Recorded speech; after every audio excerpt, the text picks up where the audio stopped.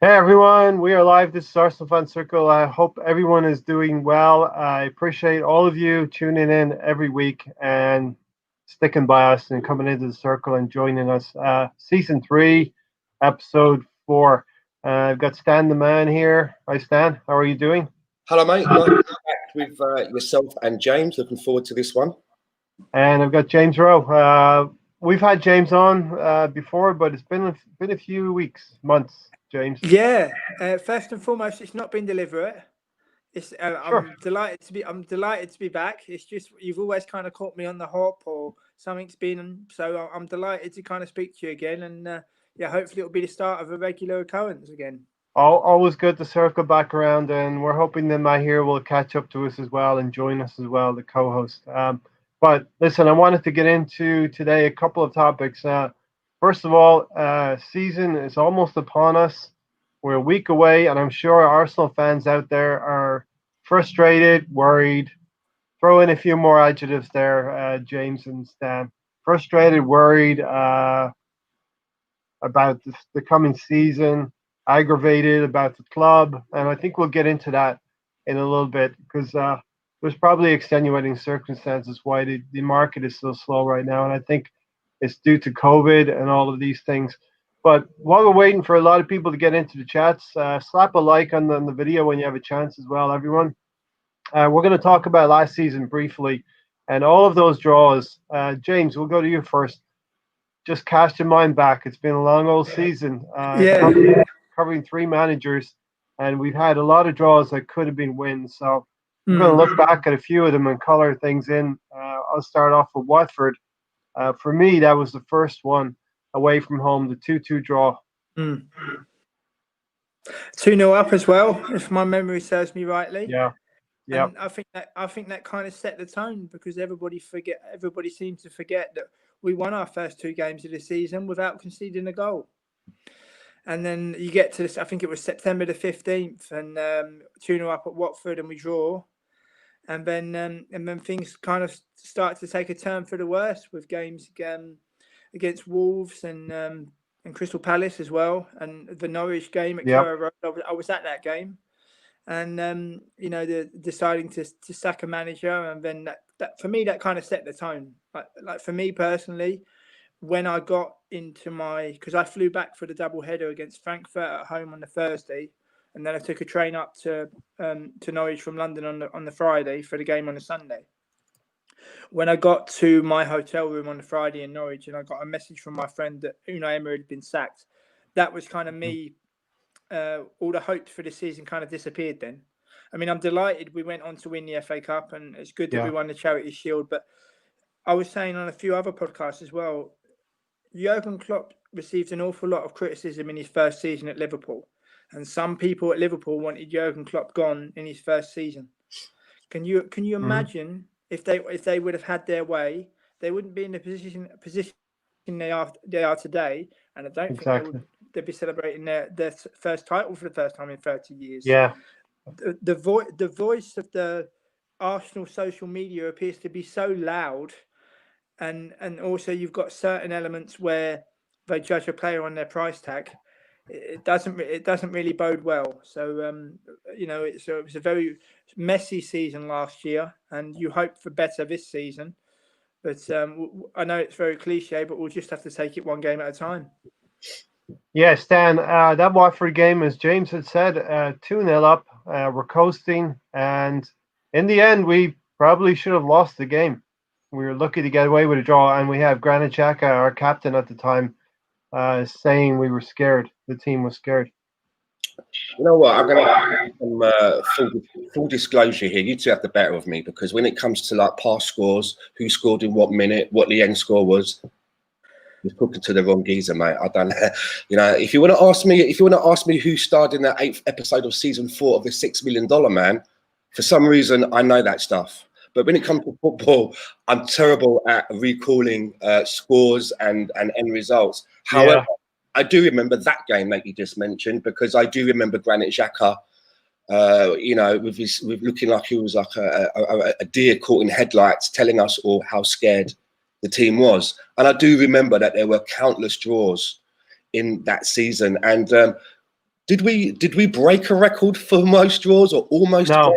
I remember Tony was keeping count, if I remember. 17. 17 was the count. And where did we get to? 14.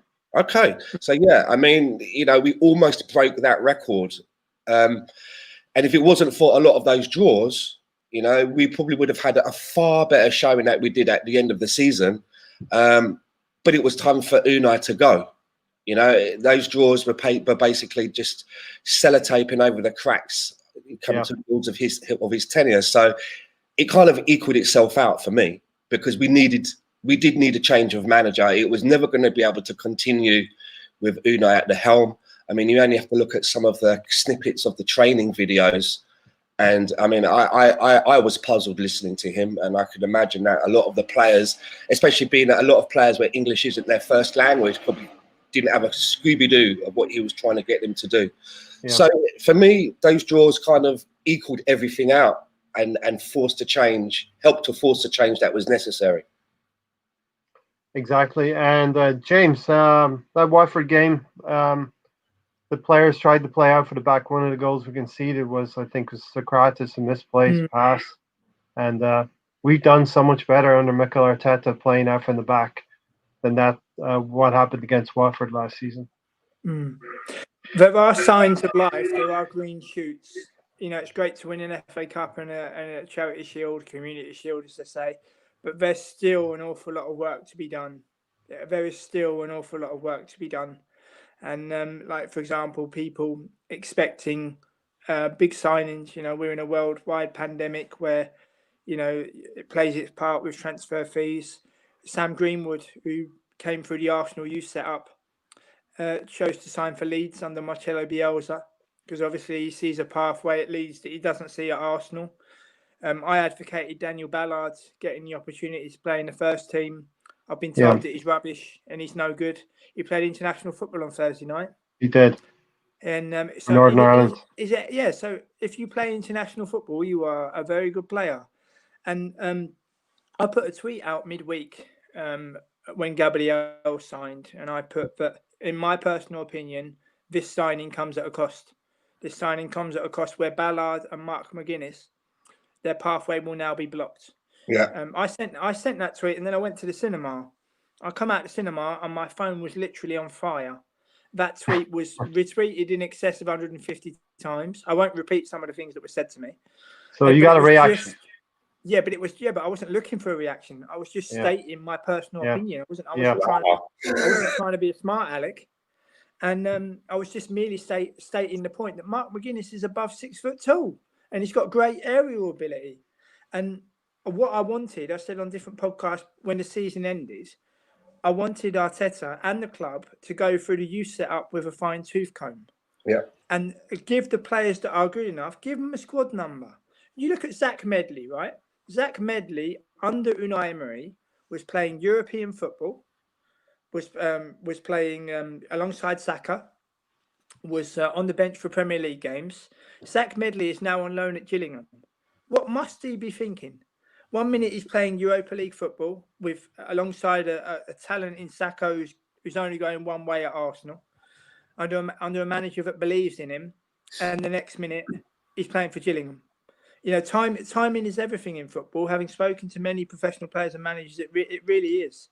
But I feel for Zach Medley a little bit, and we've got an opportunity. Well, we had an opportunity. I think we've still got it, but we had a huge opportunity to kind of really rectify our mistakes. If you look at Gabriel, if you look at his history, which is the first thing I did, I didn't look at Lille. I'm not interested about Lille. I'm looking at the history because I've spoken to enough players where timing of a transfer, you can sign for a club, the manager can leave, and you can be marginalised. So I was looking beyond Lille. But you've got Troyes, who are a yo-yo team in France, and Dynamo Zagreb. Those two clubs, he played for those two clubs, and then all of a sudden it's good enough for Arsenal. And then you've got Ballard and McGuinness not having much of a chance.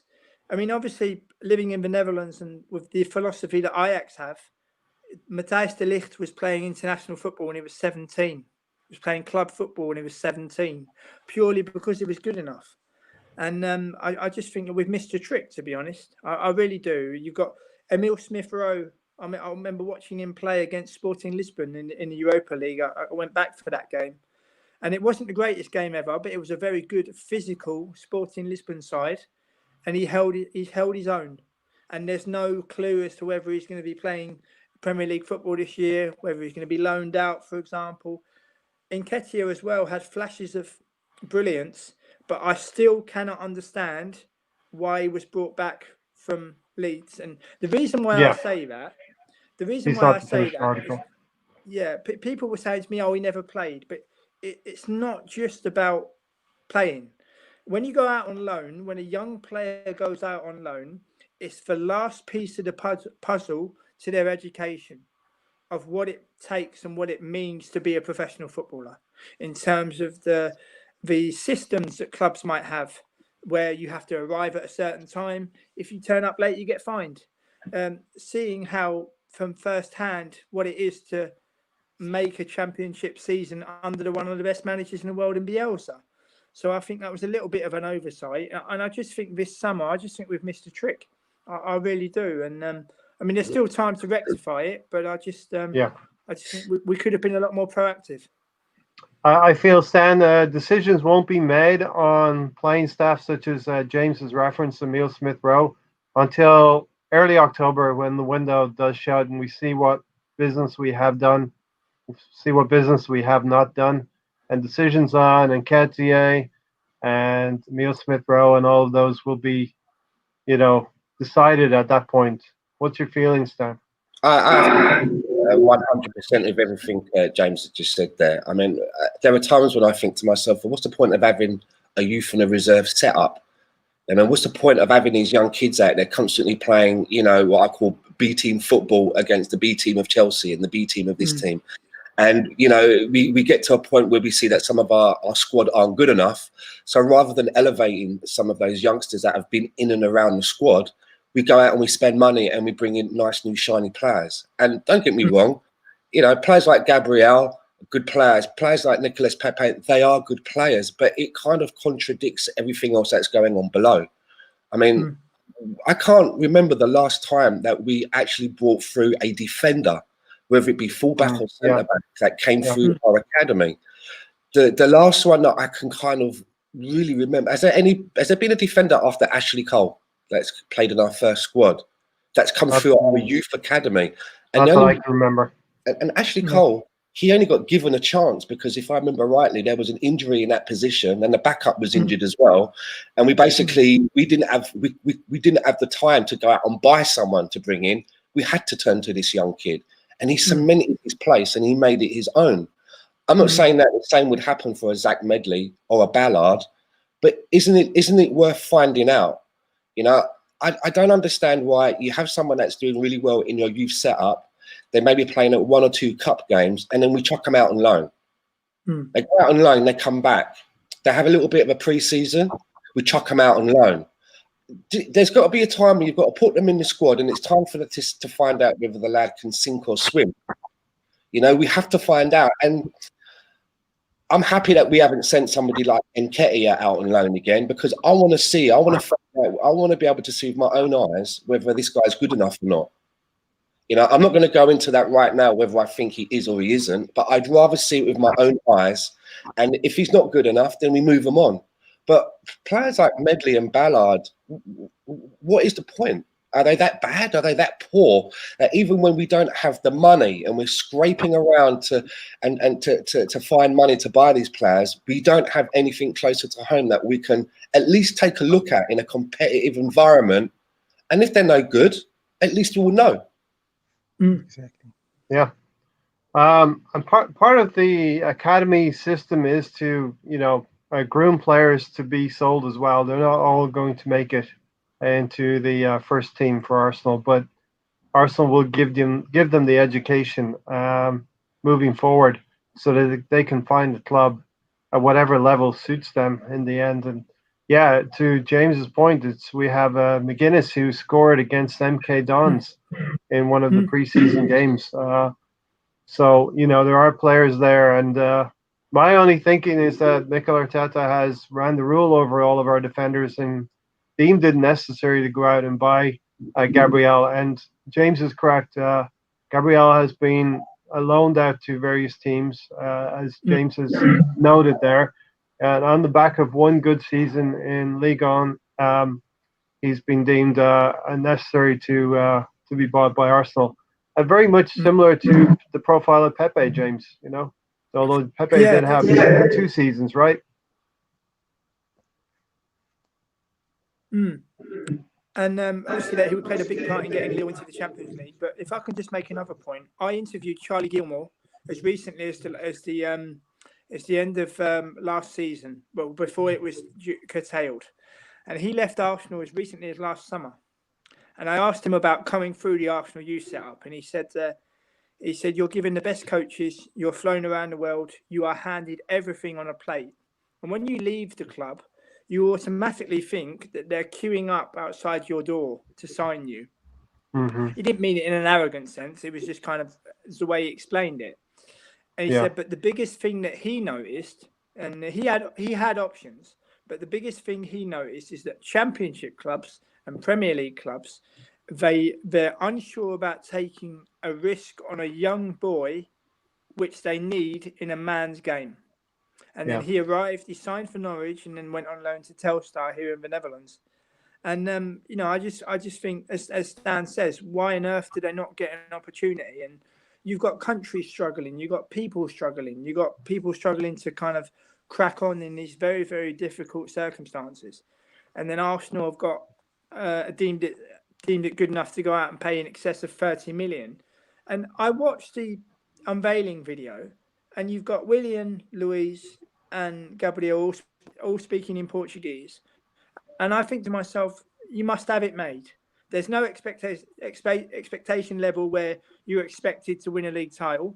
There's no expectation level where you're expected to perform well in Europe. And with the wages of Willian is on in excess of 220 grand a week.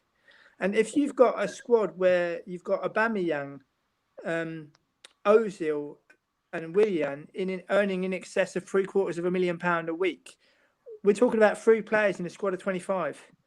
And I'm reminded very much of a quote from Alex Ferguson when he was talking about Jock Stein. And he said that when you let the players rule the roost, when the players think that they have control, that is when things start to go south. And yes, I'm pleased we won the FA Cup. And yes, I'm pleased we won the Charity Shield. But this coming season, I don't expect much. I don't. If you ask for my predictions, okay, we're nearly there in terms of predictions. But I think we'll finish 7th, and I think we'll win the League Cup, and hopefully a run out in the Europa League. But people thinking of top 4, I don't think we'll get top 4, to be honest. Yeah, I'm one of those people that think that we could squeak into top 4. So we'll see what happens at the end of the season. Predictions wise, there's nothing that tells me that Chelsea are going to run away with things or Man United are going to run away with things. And maybe that's just me being optimistic, but I think we can outcoach Chelsea and Man United at times. They might have some difficult parts of the season as well, but we'll see what happens at the end of the season in terms of that. But want to bring in Mahir now. Hi, Mahir. How are you? We can't hear you. Oh, you're on mute. I think that cigarette. Right. Okay, hi, Stan. Hello, mate. James, have you back. Congrats on your success on everything that you're doing, man. You're doing some big things. Yeah, Thank you very much indeed. I was saying Yep. to Ray, I said, it's the first time I've been on for a while, and great to be back. And the times that Ray's asked me, it's certainly not been deliberate. It's just been where I might have had something planned. But yeah, we just have to keep working hard, and interviews are keeping me busy, and onwards and upwards. No, that's fantastic. Fantastic. I'm glad to hear. James, so you were talking about, okay, it must be a nice world that Arsenal players are living in, and that has been the case in the last few years. But do you not think that Arteta is going to, or is in the process of changing that paradigm, James? Stan doesn't Slowly believe but so. surely. slowly, but I put the emphasis on slowly because I was in some quarters absolutely lambasted when I said that I wanted Chris Wilder as the successor to Unai Emery, because it wasn't a name, he wasn't a shiny name. But you look at Chris Wilder's journey, and when you hear the man talk, even for people that didn't really play the game or don't really understand the game, he makes it so transparent. And considering that Arsenal have got a fan base where they don't, I mean, in my formative years as a Gooner, there was respect among everybody. I know times change, but in my formative years, you learnt from your elders and you learnt from your fellow fans, and everybody stuck together. And now it's about, you know, who's got the most in the know and who's got the most clout. But I don't know what experience Arteta is going to fall back on. I mean, to have your very first job as manager of Arsenal. I mean, when George Graham arrived at Arsenal, he'd managed Millwall. You know, so he'd been lower down. He knows what the job is all about, and I just think it's a hell of a place to start. I think he's had a little bit of luck as well with the Sheffield United quarter-final win and the final as well, going 1-0 down at Chelsea. I think that luck might go a little bit down this season, but you can see green shoots. But I don't think they're at the levels that some people are advocating. But of course, everybody's got a different opinion. And the important thing is to respect the opinion of others as well. Yeah, absolutely. Watch this space. We'll see what happens with those green shoots, if they die away or if they start to bloom. Obviously, Stan, a lot needs to happen in the coming weeks in the transfer window. And, you know. Well, we've brought in, you know, just going back to what we were saying about youngsters coming through, we've actually, you know, for this season, Arsenal deemed it that we have to bring in we brought in 3 central defenders, right?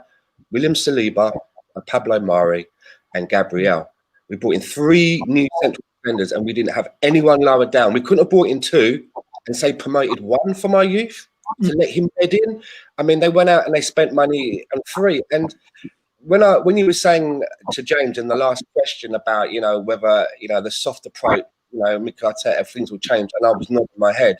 What I was nodding my head at, Mikel Arteta is not going to allow people to pull the wool over his eyes on the training pitch. You know, he's not going to allow things like skiving and things like that. However, the things that go on behind the scenes that Mikel Arteta has a saying, I haven't seen any change. And I'm looking particularly at the contracts of Cedric Suarez. He was given a 4-year contract based on what?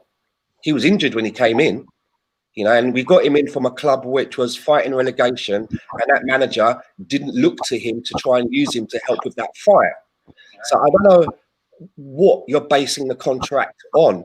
Pablo Mari, another one, a 4-year contract straight off the bat. And as James said, Willian being paid, I think, an exorbitant fee. You know, so much so that the club is wary about the Willian, and they've tried to pull the wool over our eyes a little bit by saying no, it's not as much as you think.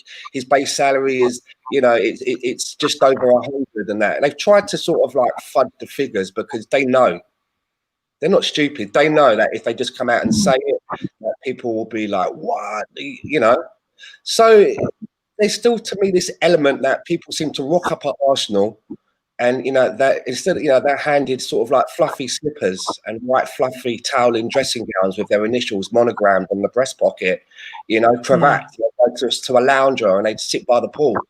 That's kind of the impression I get sometimes about the way that we bring players in. And on that side of it, I really hope that we can get a little bit more decisive, you know, and not let players and clubs dictate to us so much when it comes to taking players on. There's a reason that Chelsea didn't want to play ball with Willian and give him that 3rd year.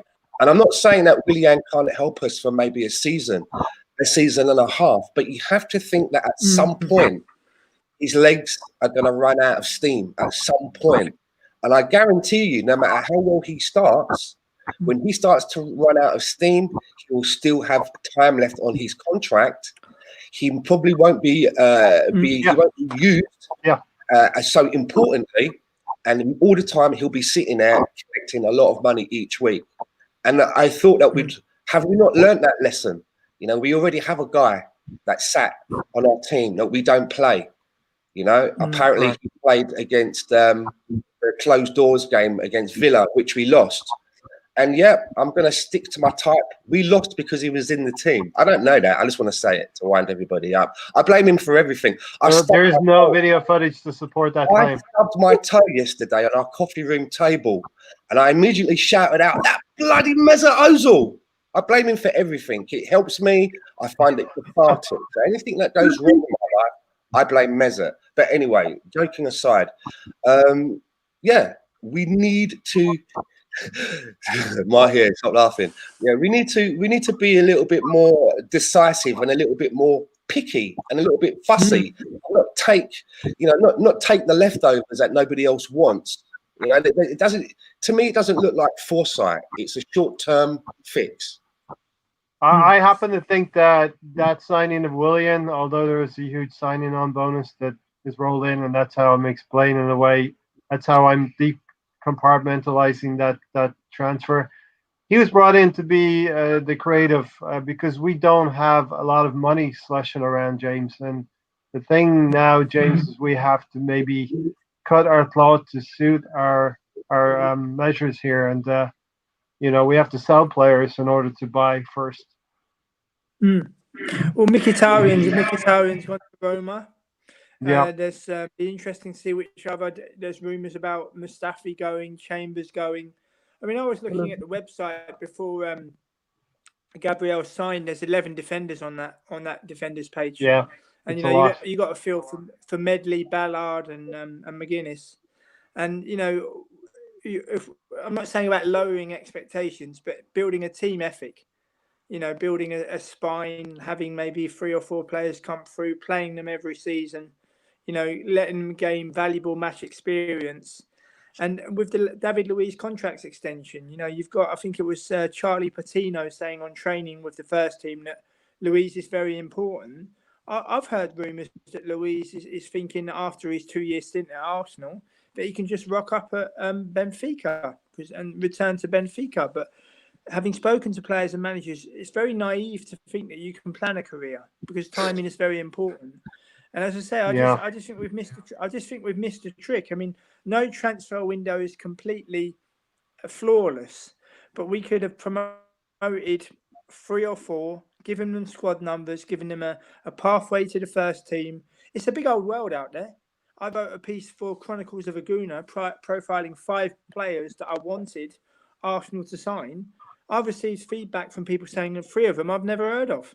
I said, well, if you want, I'll tell you about them. Yeah. And this is what I mean about it being a big old world where, there's some very good players out there, but you just have to look. But we are in a position where some of our fans, particularly the younger generation, they are only interested in price tag. Oh, he's only worth 15 million. He must be rubbish. Look at what he's done before. And we need to come away from that. We really do, because it's not helping us. I mean, I was thinking back to my interview with Bob Wilson from last summer. Between 53 and 71, Arsenal never won a title. Between 71 and 89, we never won a title. Mm-hmm. And we're going into what will be 18 years without a title. And we've got to start to put the things in place to eventually be able to win one. I don't think it will happen. I'm hopeful between the next 3 to 5. But we've got to. I was hoping that we could use this window in particular to kind of really put the broom through, not just in terms of departures, but just a change in mentality of doing something a little bit different, even if it's not completely popular. Yeah, sorry, I just wanted to touch on something. James reminded me of something there when he brought up Mkhitaryan, and this is something that I was just talking about a few seconds ago. Just before COVID, hit everybody, didn't we get a shout for Mkhitaryan for 10 million euros? Roma, I think they offered to pay us 10 million euros, and we said no. We thought that was derisory at the time. Yeah. Now look at what's ended up happening. We've ended up having to pay the lad out of his contract, and and we all know that cash is something which is hard to find at Arsenal.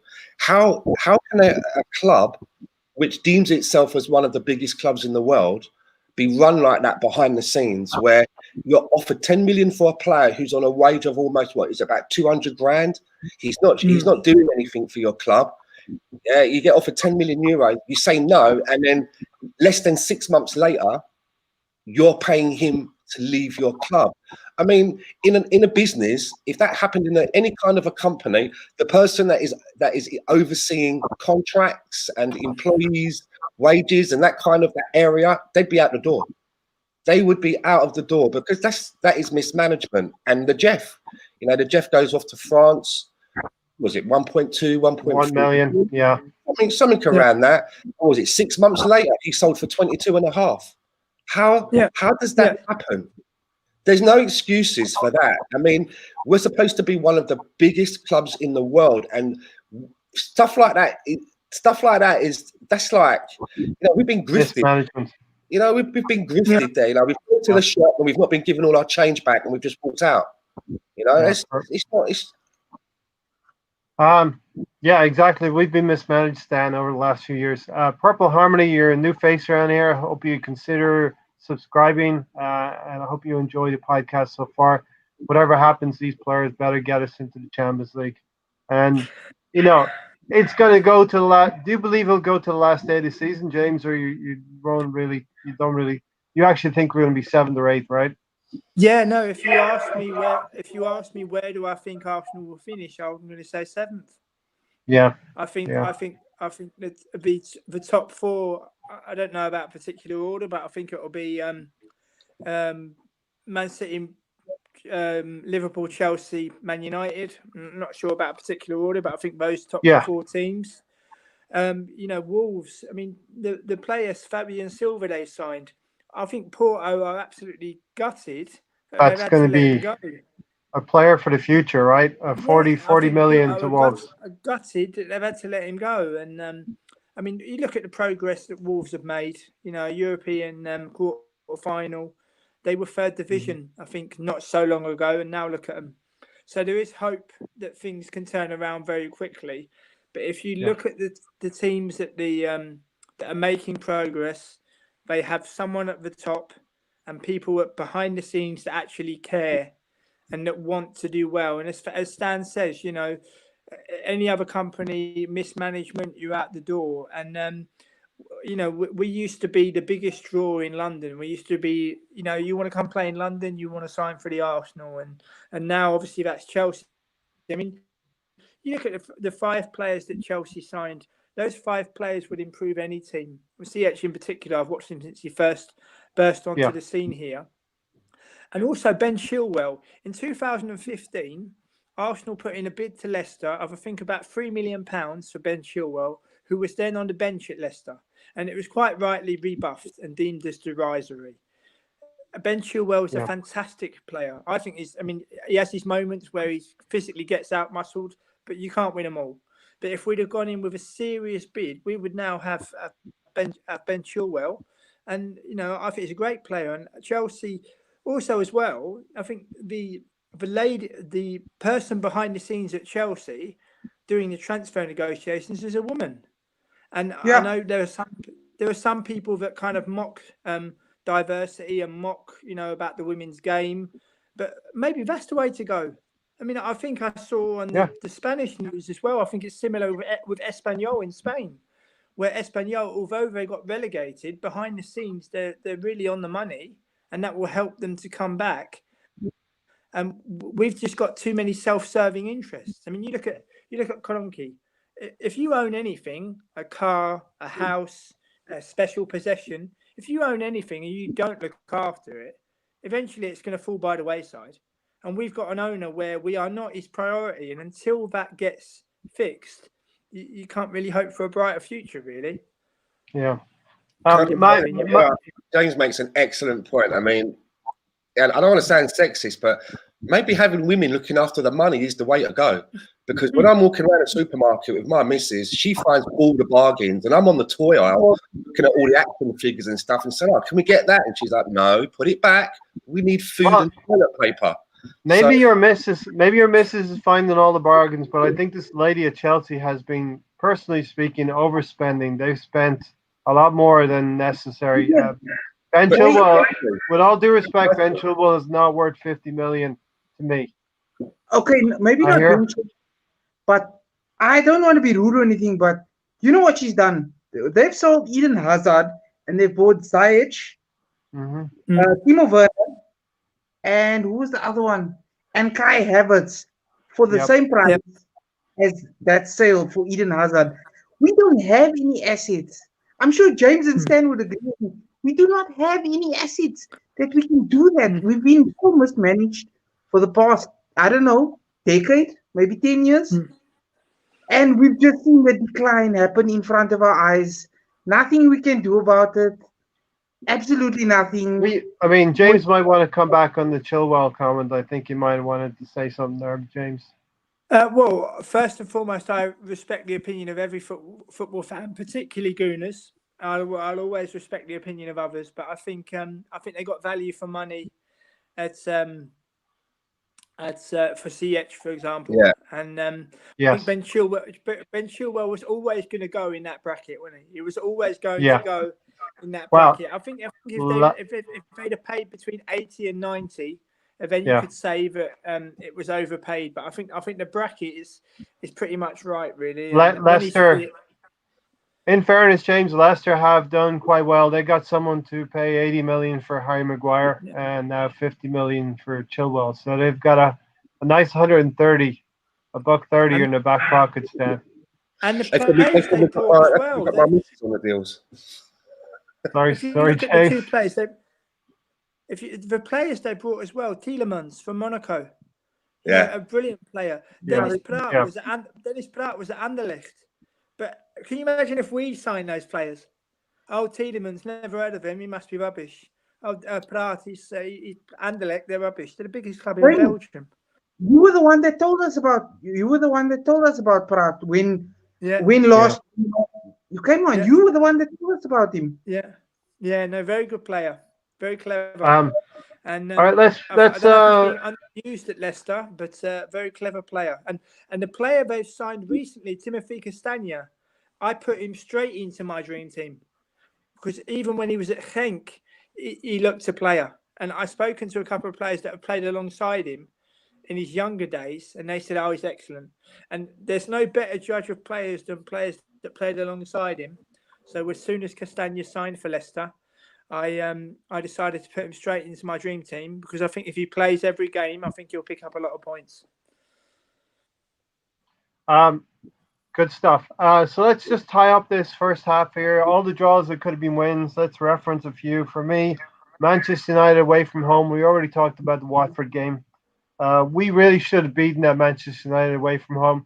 I'm not going to go to Stan because his memory's not very good in these situations. The Chelsea draw, where Martinelli scored that fantastic goal. That was one that I felt that we should have walked away with 3 points. We should have won that game as well. Yeah. Crystal Palace, 2-0 up after 10 minutes. That was the famous one where Granit Xhaka walked off and gave it large to the crowd. Rightly or wrongly, I think Granit Xhaka has moved on from that and redeemed himself in a lot of ways. You haven't moved on from that. Really, in the bad times of winter last year, Wolverhampton Wanderers at home, we go goal up against the Wolves with Aubameyang, concede a very, very late goal. And then, James, you might remember Southampton, the 2-2 draw where it looked to me like Lacazette did not even celebrate equalising under Unai Emery. Just a testament to the way that the team was feeling about the coach at that time. Yes, but when the players are running things, and when the players have control, that's no good. It's no good sign, is it? I remember the draw against Sheffield United. That was my last live game and home game before the COVID outbreak. Yeah. And what I remember of that game was we were winning 1-0, and Chris Wilder made 3 subs, and every sub he made gave Sheffield United that little bit more impact to go on to get something out of the game. Yeah. And I had no answer. He had no answer. And I'm thinking to myself, I mean, I rate Chris Wilder immensely highly. I mean, I wanted him as the successor to Unai Emery, but obviously I was in the minority. But Arteta had no answer. And this is what I mean about experience, where you've got someone who started out at All-Threatened Town, got record points totals at Northampton and Oxford, brought Sheffield United all the way up to nearly get a European place, and he's going to the Emirates, taking on Arteta's Arsenal with his team, and the last 15 minutes, Sheffield United could have won that game, and a very interesting game indeed. Yeah, I do remember. Question I'd like to ask James: Do you think that Chris Wilder eventually will end up going somewhere of a larger stature, or do you think that just because of his profile, he's not shiny like an Allegri, right? Do you think that he will continually be overlooked? I think if he has a very good season this season, I think maybe in Everton. I think if Bielsa leaves Leeds, I think he could be in for one of those two jobs, the England national job if it comes to fruition. But I mean, I've spoken to players that have played under him, and some of the stories have just been amazing. There's one of them I'd like to share with you both now. I recently spoke to Shelbourne manager Ian Morris, who played under Chris Wilder at Northampton. Yeah. And Ian Morris dislocated his kneecap, and he was so shocked and so distraught, the man feared for his career. And Chris Wilder even said, that's the worst injury I've ever seen. And he went to Ian Morris, and he said, we're going to get you the best treatment. We're going to help you every single step of the way. You're going to come back and you're going to play a part in our promotion push. And Ian Morris said that when he got back on the training pitch, he walked onto the training pitch, and all his teammates are giving him a huge round of applause, and he got really emotional. And Chris Wilder gave a speech. He said, "You see that?" He said, "Here's someone who's worked their way back from an awful, awful injury to play a part in our squad, and we're going up." And he said, these man management skills that the man's got, this is what people don't see. And considering he started out at Alfreton Town with no equipment, you imagine taking charge of a club and having no equipment on your first day. And I just think that I think in terms of the level up, I think maybe in Everton or Leeds should Bielsa eventually leave, Leeds is also an amazing story. But I think maybe one of those two teams. But I'm really intrigued to see, if you look at how Sheffield United are buying, and they're very clever. If you look at, they're linked with Oliver Burke, who played for Leipzig and was at West Brom. So they're buying a player who has experience playing in another league and is technically very gifted. This is a player who's signing for Sheffield United. They've got a good ethos, good players, and a great assistant as well. Is Alan Neil is very, very good. And I'll be very surprised if they suffer second season syndrome. I really will. All right. We're getting into the second half here, and have your say, everyone in the comments. We want you to ask questions to this panel. I know Stan's going to stay with us for just a few more minutes. He's got to go then, but you'll then be left with three of us here. So get your questions. I want to start off with this line of reasoning here. I'll start with James. Is the market slow because there's not a lot of money out there in Europe to buy players? Aside from PSG or big teams like this who have the equitable funds to do so. I think it's also due to the fact that Barcelona are in a little bit of turmoil with the appointment of Koeman and the saga regarding Messi. Real Madrid, their loan spell has been, their loanees have been very, very fruitful. I think as well, that also plays a part. And I think it's clubs realizing as well that, we're in the middle of a worldwide pandemic. If you have people struggling in certain countries, it can be seen as irresponsible to go out and spend millions of pounds on a player. And it's just taking a step back and coming into the real world a little bit more. And for me, that's not particularly a bad thing. Stan, what's your read on it out there across Europe? We have to raise funds. That's the thing that's going around. Arsenal has to raise funds in order to go get our well-touted targets in Partey and maybe our, what do you think? It's hard to say, right? Because I look at some deals like the Ziyech deal. Admittedly, it was before COVID, but I think that was I think what they paid for Ziyech was very, very reasonable. Extremely reasonable. And they got it done quickly. Yeah. I look at the Timo Werner as well. I think that what they've paid for him is extremely reasonable. Chilwell and Havertz, I think, are a little bit high. Especially Havertz, I think, is really high. And to me, that seems like a a high price, a high fee that has a lot of reputation set in there as well. You know, Donny van der Beek, I saw somebody mention in the chat box, and everybody who knows me knows that I was really, really hot on Donny van der Beek. 40.3 million euros, was that about 38 million pounds? To me, that sounds like a steal for someone like Donny van der Beek. It's a steal. Yeah.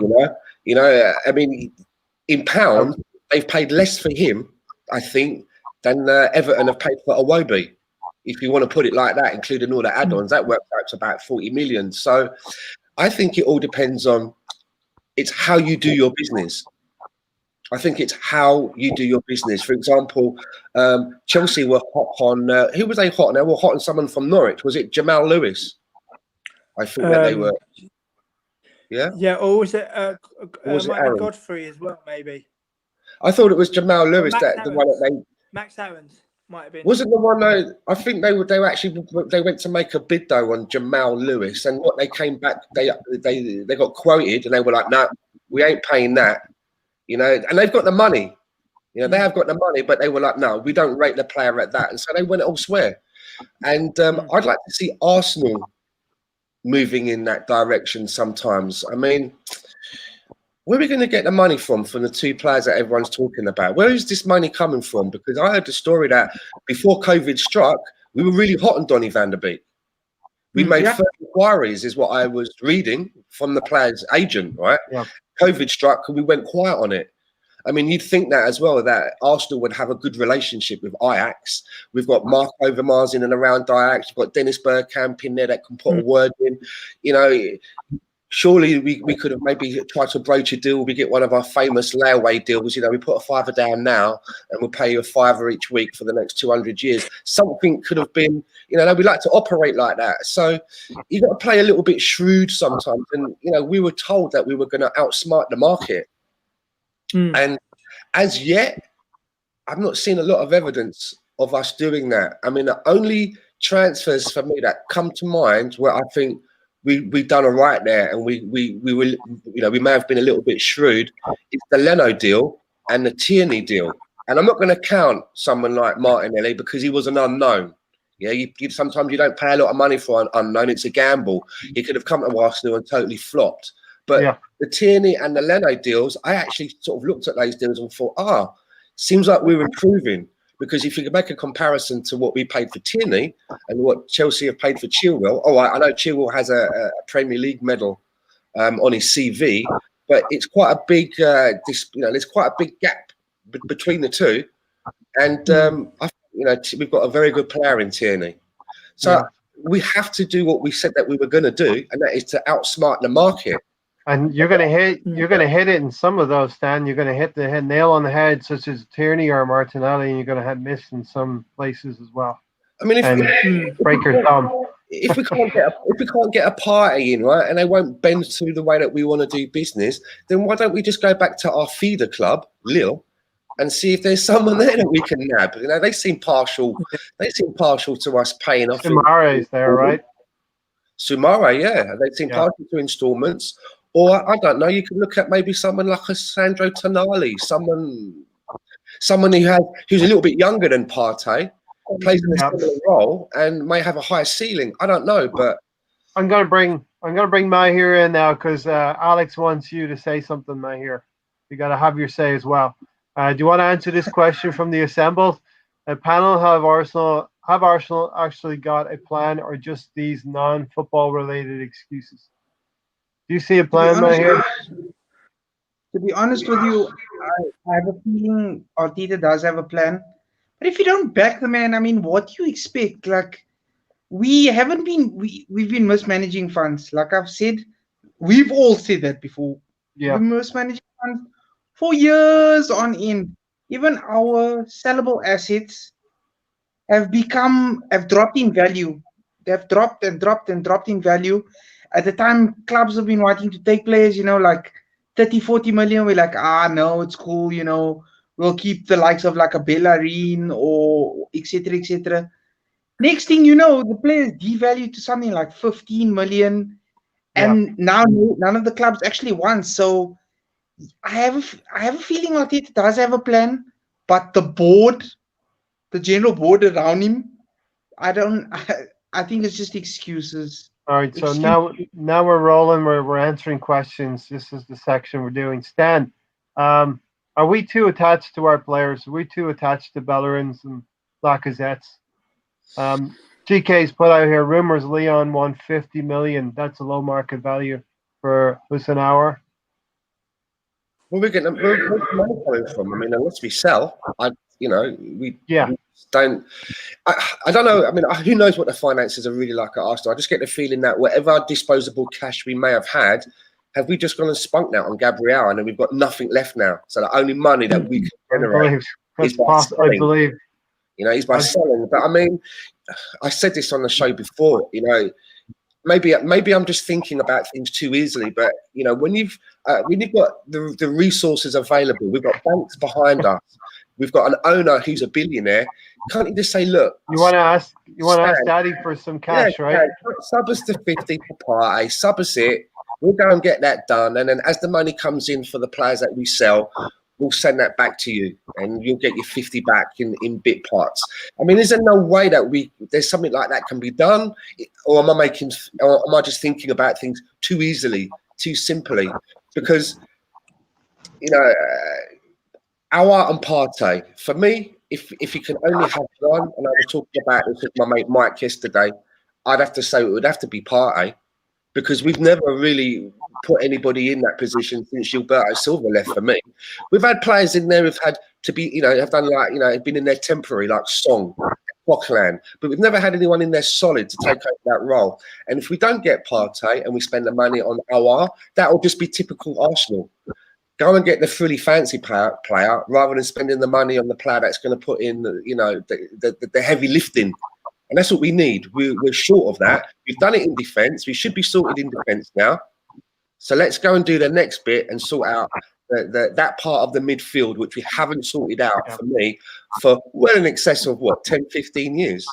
Yeah, 15 years. I want to say thank you to everyone watching. This is the biggest buzz, is when everyone comes in the comments and interacts, and the comments get so out of control that I can't keep up, and that's good for me as well. So keep doing it. Slap a like on the video. We're going to try and get 25 on this. James, what's your take on all of that? Surely we did need to address defense first, and I know we've gone over the issues in defense, and we had to bring in maybe Arteta deemed it necessary to bring in Gabriel, but that money's been spent in defense. That's what the fans wanted for a large part of the last few years. But now we have to turn our attentions to midfield. Yeah, but obviously you can't make all fans happy. I think both men, Raheel and Stan make some great points. Mahid and Stan make some great points, and I think as well, English clubs are quoted an awful lot of money. There's two transfers in particular that I think have really gone under the radar. One of them was Sven Botman. He went to Lille from the Ajax academy. Lille paid 8 million euros for him. So he hadn't debuted for Ajax yet. He was only in and around the reserve team and was on the fringe of making the first team. And he's signed for Lille, and he's already playing Ligue 1, and they only paid 8 million euros for him, and he's 19 years old. And another one was Souhaïr Fedal from Real Betis. He signed for Sporting Lisbon for 3 million euros. 3 million euros. You imagine if English clubs would have come in for those clubs, how much would they have been quoted? A premium. Fedal has experience. Yeah. Fedal has experience at international level with Morocco and playing in La Liga, and is now signing for Sporting Lisbon. And this is what I mean about getting in early and identifying players. And I just think at the minute we're just kind of going through the motions. And I think it's going to take maybe a takeover, for example. I remember seeing a small snippet with the richest man in Africa, where they said to him, "Are you still interested in buying Arsenal?" Bangati, He said possibly in 2021. And they said, "Why are you waiting until 2021? He said, "Well, I'm a businessman and I've got other commitments." So maybe in 2021, we might see a change of changing of the guard. And I think then you'll start to see a bit more serious way of thinking. I mean, Raul Signelli has left. Mislintat before that. You know, Mislintat went to Stuttgart and they got promoted to the Bundesliga. So it's not rocket science, is it? Yeah. And I just think that I think it'll be another season of kind of going through the motions. I hope we do well in the cups, of course. I mean, we haven't won the League Cup since '93. I think it'll be a big ask to win the FA Cup for a 15th time. You can't always have it your own way. And I think with the Europa League, there's some very strong teams in it. You only have to look at the qualifying to see names that maybe some people have never heard of before. But it just goes to show the difference between the coaching at the lower level in Europe, that players are playing everywhere now. The coaching is better, and the seasoned teams, they're not as dominant as they once were. So it should be a very interesting season. James, I wanted to ask you a question. Do you think Szoboszlai is another one of those players that's gone under the radar? Who, sorry? Szoboszlai. So you fell away a little bit. Dominic Szoboszlai? Yeah, that's the one. Yeah, no, you fell away a little bit. That's why I didn't get the entire surname. I know he scored midweek against Turkey, and I know he's extremely highly rated. But there again, this is what I mean about striking while the iron is hot. Ferencváros knocked Celtic out of the Champions League. I mean, I'm not a gambling man. I don't advocate gambling, but just to give an example, they were 7-1 to win that game, and they won. And Ferencváros are arguably the biggest club in Hungary, and it's no coincidence that they're doing well domestically, and that translates into the national team. I know they lost to Russia today, but to win in Turkey is no mean feat. And I do believe he's a player that's somewhat underrated. And this is what I mean about it being a big world, where you've got to kind of strike where the iron's hot and kind of anticipate more and be very proactive. Love that. Love that. Thank you. Mahir, the Assemble's asking, Arsenal fans need answers. The board are not showing any respect to the paying supporters. They are serving us water instead of champagne. I mean, it's been like that a long time. I wish I could win. It's probably the most expensive season ticket in the Premier League, right? Still, Arsenal. Yeah. And we're not recruiting at the same level as other teams. Are we getting value for money? No, not at all. Not at all. I mean, some of the things make so much sense to us, but like James said, I have a feeling it's going to be another one of those seasons where we're just going to go through the motions and same old, same old Arsenal. But I'm actually praying that there's a difference. At least fight for Arteta. Being whoever you are, whether it be Willian having a great season, because we're only getting Martinelli basically back next year, and the play. I mean, it's the same squad. Like, what do you expect? It's basically the same squad. You're not going to see drastic changes. You're not going to see us competing anytime soon. Stan, should our focus be on top four this season and sort of take our eye off Europe if need be? No. We stay in every competition. We work as hard as we can in every competition. And, those people that turn around and say, oh, yeah, it would do us really good to be out of the Europa League for a season, I don't get it. To me, that's just like throwing your hands up and saying, like, we're not good enough. If we only finish like ninth in the league, should we go down a level? Should we go down to the Championship? Maybe we can win that. No, I don't get it. Why would you not want to see Arsenal playing in the Europa League? That means that me as a person that likes to enjoy watching Arsenal play, good or bad, that's less games that I get to watch. Why would you want to put yourself in a situation where you're watching less Arsenal football? I don't get it. No, we should be in every competition and we should be fighting to get back into the Champions League.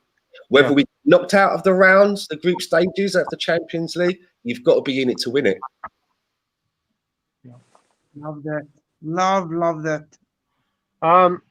So James, where's the first domino going to fall? I keep harping on about Bellerin to PSG. Is that the most likely one? Potentially. We could probably get them to pay a little bit over the odds. Sorry for talking over you. No, it's fine. potentially. You don't know. I mean, the Wolves are closing in on a defender from Lyon, so maybe that signals the end of their interest in Maitland-Niles. You don't know if someone can even test the resolve and come for Aubameyang right at the end of the transfer window.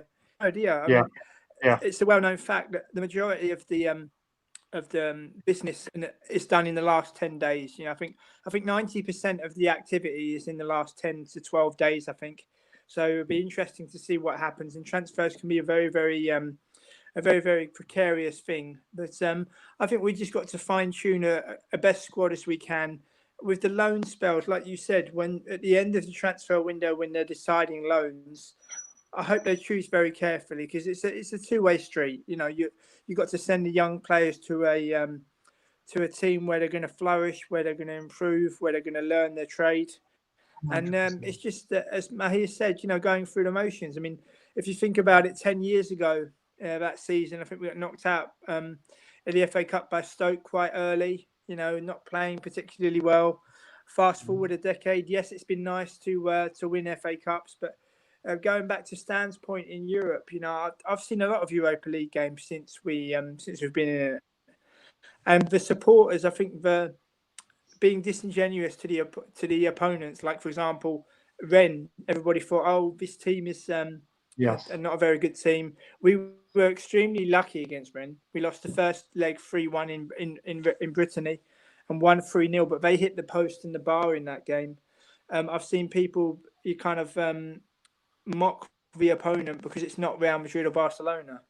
But there are only 32 teams that can play Champions League. There are only 48 teams that can play Europa League. And the fact remains, we haven't won a European competition for what will be 27 years.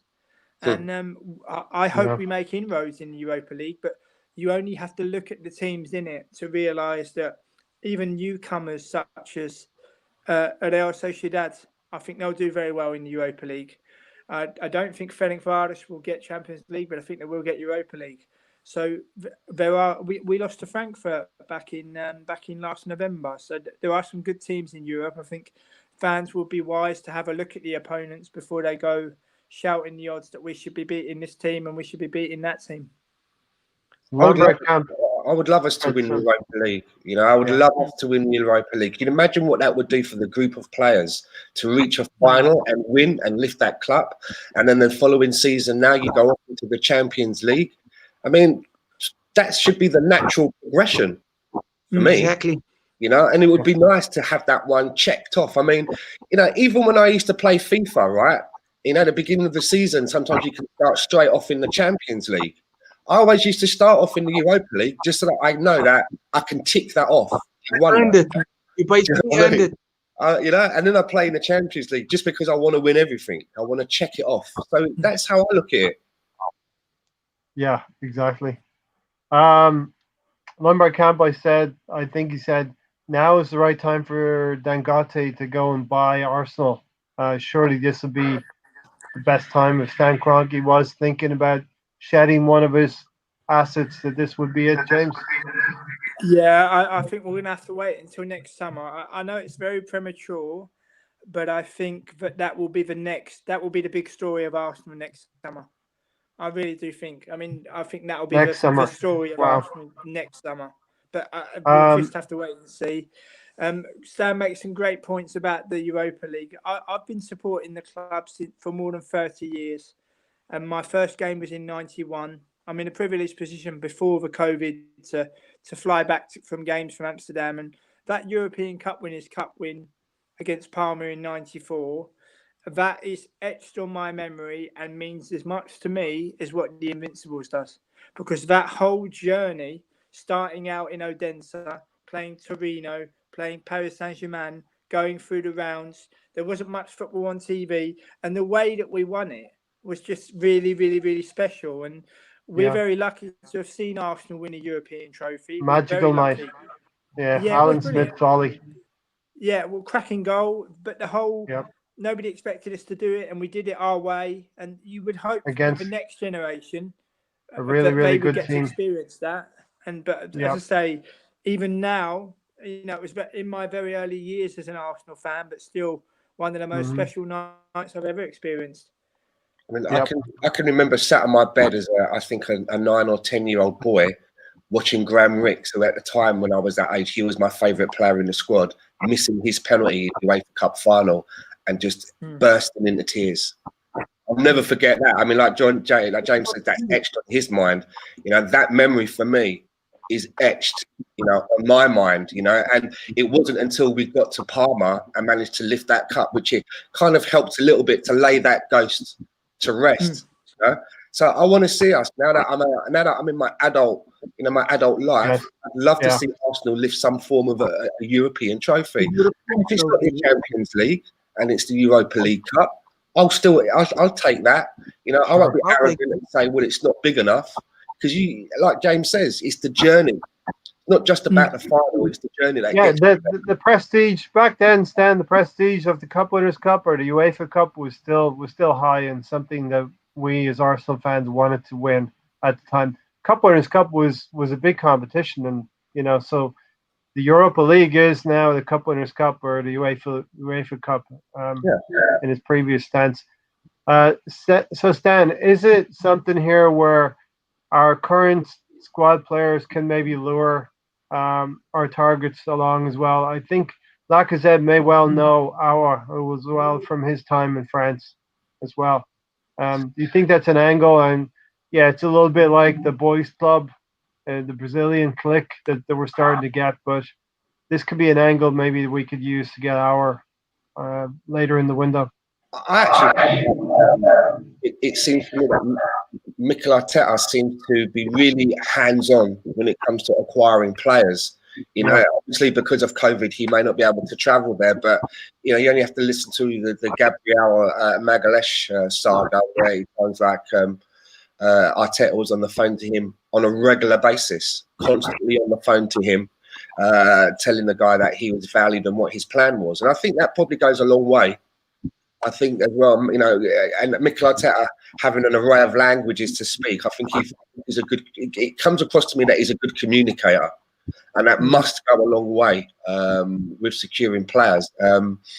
So let's hope he can, you know, work his magic and bring in what we require of what's left. But it's not just down to him. You know, if he hasn't got the funds, he can, you know, we can work out personal plans with a player and sell them the project. But at the end of the day, we've got to be able to satisfy their selling club with the cash and the way that they want to be paid.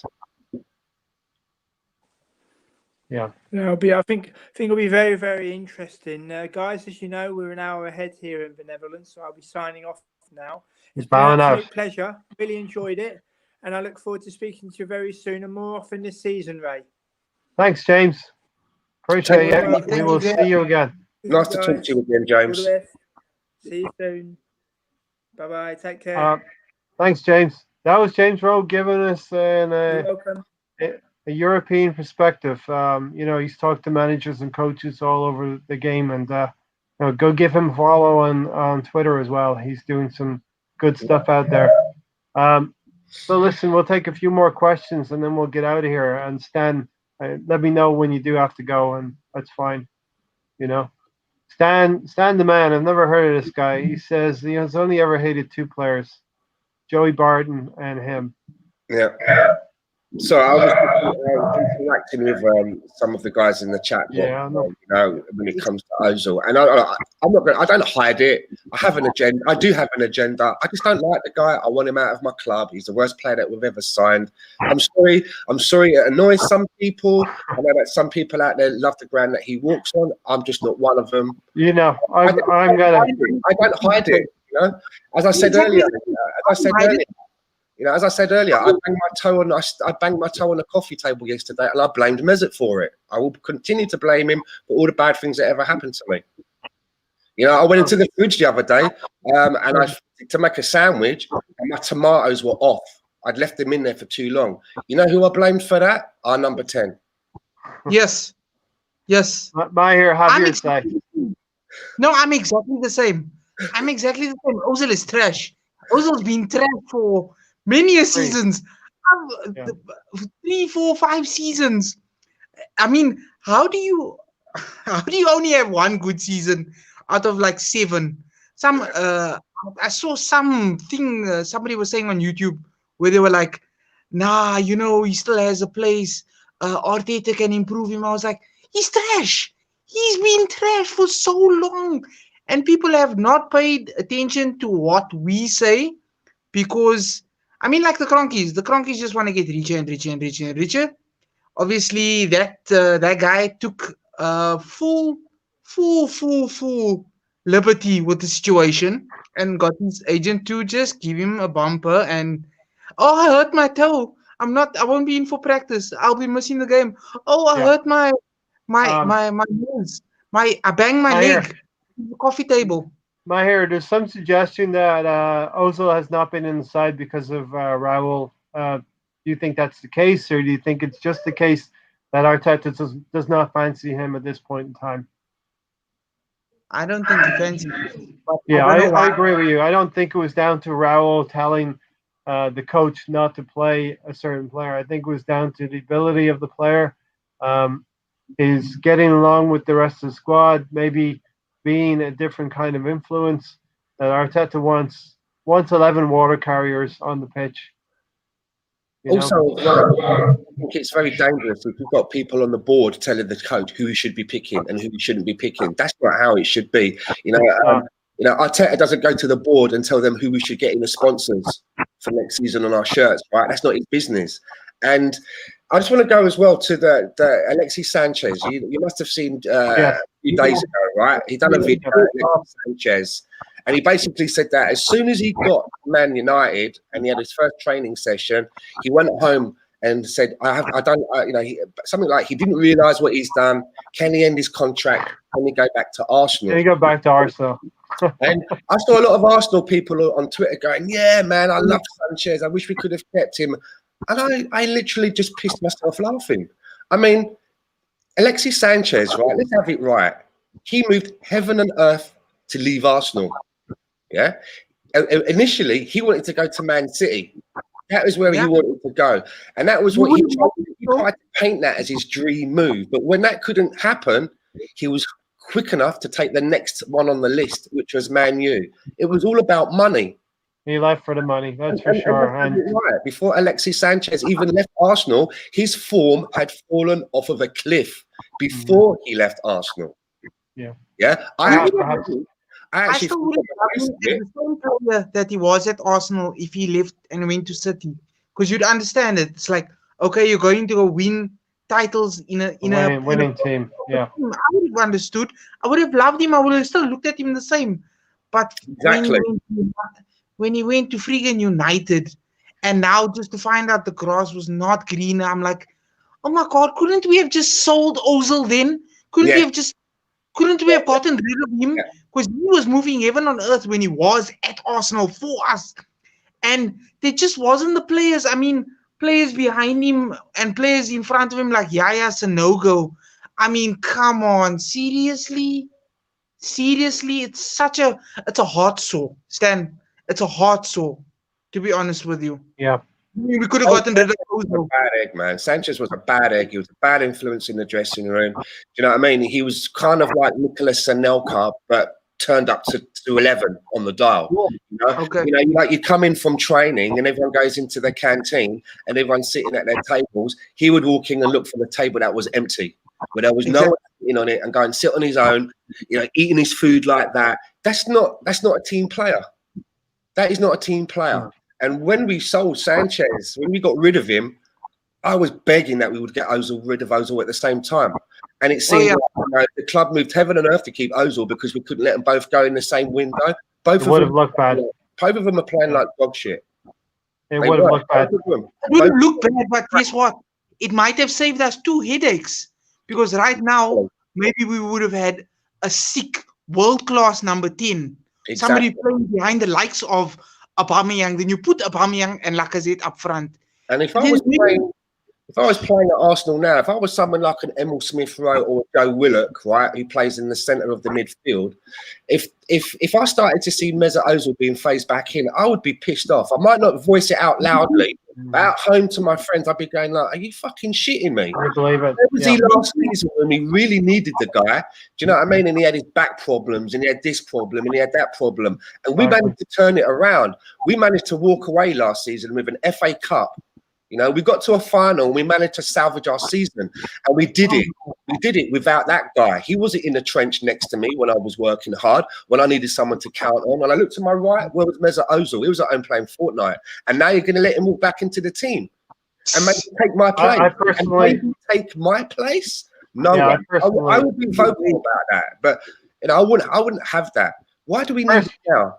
Why do we need him now? He didn't help us last season. Personally, I don't think he's going to be involved, Stan, too much. Personally, I really hope not. I really hope not. And then I will be disappointed in Arteta if I see Mesut Ozil starting. I'll be like, mate, you haven't got a spine. If he does that, I'll be like, you ain't got a spine. You're weak. You're weak. And if I was on that team, because I'm a chancer. Yeah, I'm a bit of a chancer, you know. If I can turn up a bit late or get out of stuff. I used to be in the army, and I was always trying to buck the system if I could. Do you know what I mean? I'd always try and grab a couple of extra minutes in bed. Yeah. I'm just a little bit like that. And if I was there and I saw someone like Ozil running around and getting away with shit, I'm telling you now, I'd be like, I'll try and get away with shit on all them. Because I'm only on like 10 grand a week. He's on 350 grand a week. So why do I work harder than that guy? Influence. It's a bad influence down the line also to the younger players. Like you just said, because the younger people look at it and say, oh my God, guess what? This guy's getting away with murder. Remember, I did a poll. I did a poll on Twitter, and I asked, you know, I said to all of those people that are Ozil followers, you know, when he leaves the club, eventually one day he's going to leave. Are you going to continue supporting Arsenal, or will you leave with him? And there were people in the comments that were going, what kind of a question is that? What kind of a question is that? Well, I'll tell you what kind of a question it is. That's a question that you should look at the 12% of people that came back and said, yeah, I'm leaving with Ozil. There are 12% of people, and it wasn't like I only had like I had like about 400 or 500 people voted on that poll, and 12% said they will leave Arsenal when Mesut Ozil leaves Arsenal. They don't support the club. They support the individual. And you know what? Good riddance. Go. Exactly. Go with him. Guys, we're going to have a party when he leaves. Believe you me. Yeah, from street party. I told Alex and all them guys on the Cannon Fodder that, you know, I do a bit of DJing in my spare time. I'm having a free street party. I'll show you the footage. I'll bring my turntables out into the street. And maybe no one will turn up and the police will come and tell me to turn my music down and they'll drag me away. But I'm going to try because I've had it planned for a long time. No, I tell you, even if it's possible, we're just going to get a whole lot of guests. We're going to get everybody. Getting, say, maybe, I don't know, 40 people back to back, 50 people back to back. Mad stream. Call to action. One last thing as well. Someone sent me a picture the other day. When you go into the armory, where you buy the, you know, all your like scarves and shorts and shirts. Yeah. They have a wall, and on the wall they have a shirt. They have an Arsenal shirt for every squad player. It has their name and their number on it, and it might be a home or away or a third. And it's their way of marketing the kids. Right now there are two shirts that aren't on that wall. One is Guendouzi and one is Ozil. Yeah, it's not. They're not there for no reason. You know, Ozil's a big seller, so maybe something is happening. Maybe something is happening, and maybe the party is going to be coming quite soon. Who knows? Yeah, exactly. Hey, call to action here, Matt. Here, 1 second. Want to call out this comment here for Steve Denham. Take the heat out of the situation here a little bit. Ray, you have a top quality group in the chat as well, and you know, big up to everybody in chat. You come in here every week now. You do your thing. This is what this channel is all about. I want to say we're not ranting and raving too much. We do a little bit here and there. Someone set me off today. I don't know who it was. Someone set me off. Someone set you off, Stan. Listen, we do speak reason as well. We have a little bit of we go off a little bit on a tangent, but great group in the chat section. Great panel guests in here. Respect to everyone. And this is what this channel is all about. We're going to set ourselves apart from other channels. This is a community channel for everyone to come in, talk to each other, and have a good time. And listen, if you're enjoying the channel, stop right now, slap a like on the video, and share the content on your social right now so we can bring a few more people in. We'll catch the last 15, 20 minutes here. I'm literally losing Twitter followers as we speak. Tick down. It's also guys, man. Let's take a question here from the assembled. I'll answer this one. Do you think the board are sabotaging the club? They're saying what they need, but there's no substance in what they say or do. We are after Partey, someone else similar and cheaper comes in. I don't think that the board is sabotaging the club. I think Arteta has become closer and closer to the Cronkies, and he's not a coach anymore, Stan. He's becoming more of a manager, and he's got a real say in what's happening at the club. And I think I'm going to be hopeful that we're going to get at least one of these two targets in, and for me, Partey is the next one on the list. Stan? I don't think in the club. I just think that if you think about since Wenger left, we've been in a constant transition, not only from one manager to the next, but also behind the scenes. Yeah, Ivan left. Then we sort of shuffled all of that round. Sven Mislintat left. Raul came in. Now Raul's not there. So when we are told that there is a clear plan, there isn't one, because the plan has been changing, right? It has to be. With those kind of changes happening behind the scenes, you're going to have to regroup and rethink. So I kind of think that I don't think it's a case that they're deliberately sabotaging what we're trying to do.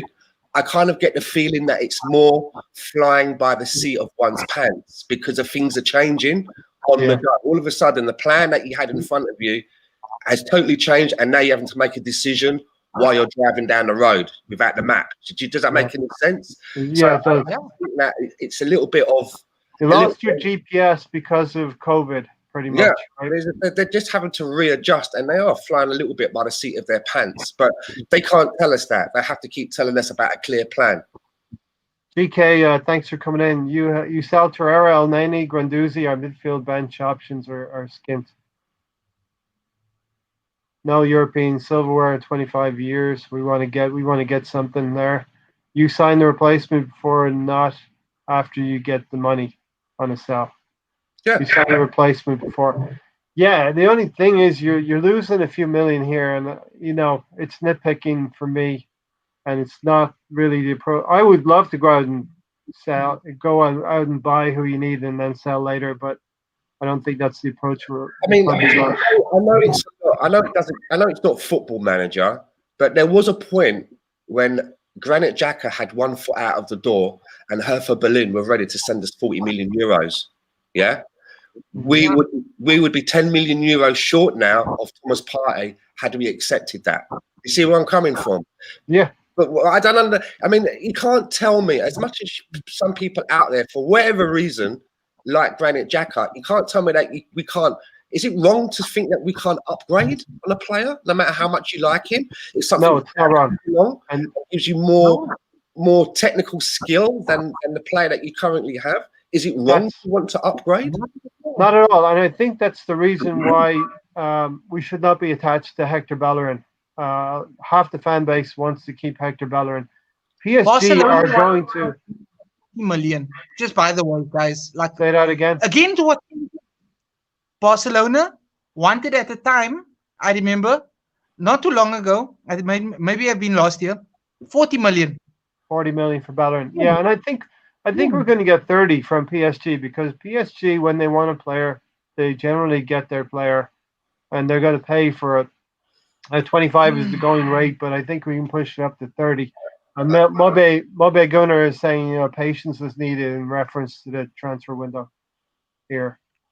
We still have a month. I mean, I'm a Hector Bellerin fan, but the moment we gave a 4-year contract to Cedric Suarez, that told me that one of Bellerin or Ainsley Maitland-Niles has to leave. Yeah, one of them, and at the time, Stan, it was going to be Ainsley Maitland-Niles, right? Yeah, and if we can, as much as I like Hector, I still think that he could do a job for us. And I've always said that when he has competition and he knows that he may not be the first name down on the team sheet for right back position, he plays better. But if that means that we can get £35 million in for him and that goes towards a Thomas Partey, then I would accept that, because we are covered in that position if need be, if we're keeping AMN, that is. So as much as I may be attached to Hector, I understand that in business, it might have to be done. I mean, he's been at Arsenal a long time now. You know, it may be good for him to maybe have a change of scenery as well.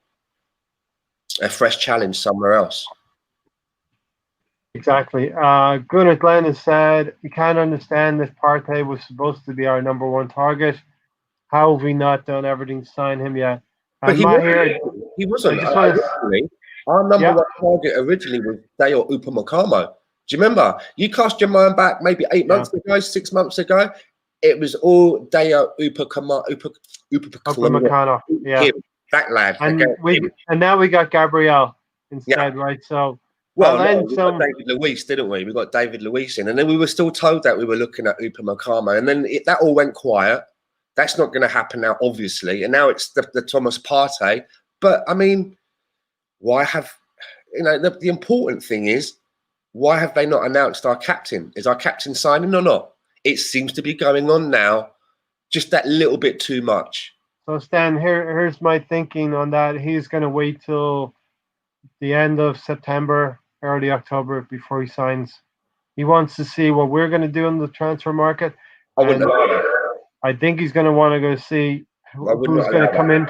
Who's going to come in for him as well? I don't care who the player is. I don't care who you are. You're not bigger than the club. I would not allow that. I'd be like, listen, mate, you either want to play for us or you don't. Because if you don't, you need to tell me now so I can find a replacement and get the best thing I can for you. That's I cannot understand how he hasn't signed. And if he has signed and they've not announced it, that equally doesn't make any sense, because it's just creating friction between people online, and people are getting people. I'm not patient. I'm not the most patient. And I've actually got to this stage now where I'm like, it's gone on so long now. If they announced it tomorrow, I'd be like, yeah. And then I'd move on and carry on with my day, because the fun of it's kind of gone. Fun of it's gone. He's been trolling us, and we all Arsenal fans, the majority of us think it's okay. He's going to sign eventually, but he has to put the sign on the dotted line there, Aubameyang. When you keep hearing, Mikel Arteta keeps getting asked a question in his press conferences, and he keeps turning around and saying, "I think it's close." I'm quite confident. Yeah. Well, how fucking close are you talking about? I mean, all you got to do, right, is sign your fucking signature on a. Excuse my language. Sorry, mum, if you're watching, I apologise. But all you got to do is put your name on a piece of paper. Surely you've got an idea. I can hear her saying, "Stanley." Oh, she is, I know. But I mean, surely you understand what the terms are. You know what your bonuses are. You know what your weekly salary is. Why is it taking so long? And if he's holding us over a barrel, what's he waiting for? We've signed Gabriel. We've brought in Saliba. We've brought in Suarez. We've brought in an array of defenders. We've brought in Willian. I mean, what is he waiting for? Who's running the club? Pierre-Emerick Aubameyang or the manager? No. And I just want to say, Mahir did ask me in the private chat if he could leave, and I gave it. I said cool, but he just dropped out like me. The Roadrunner has left us again. I wouldn't expect it another way. It's his trademark now, just to drop. His exits are part of it now. He bombs in and he bombs out. That's Mahir for you, but we love him here. DWTT.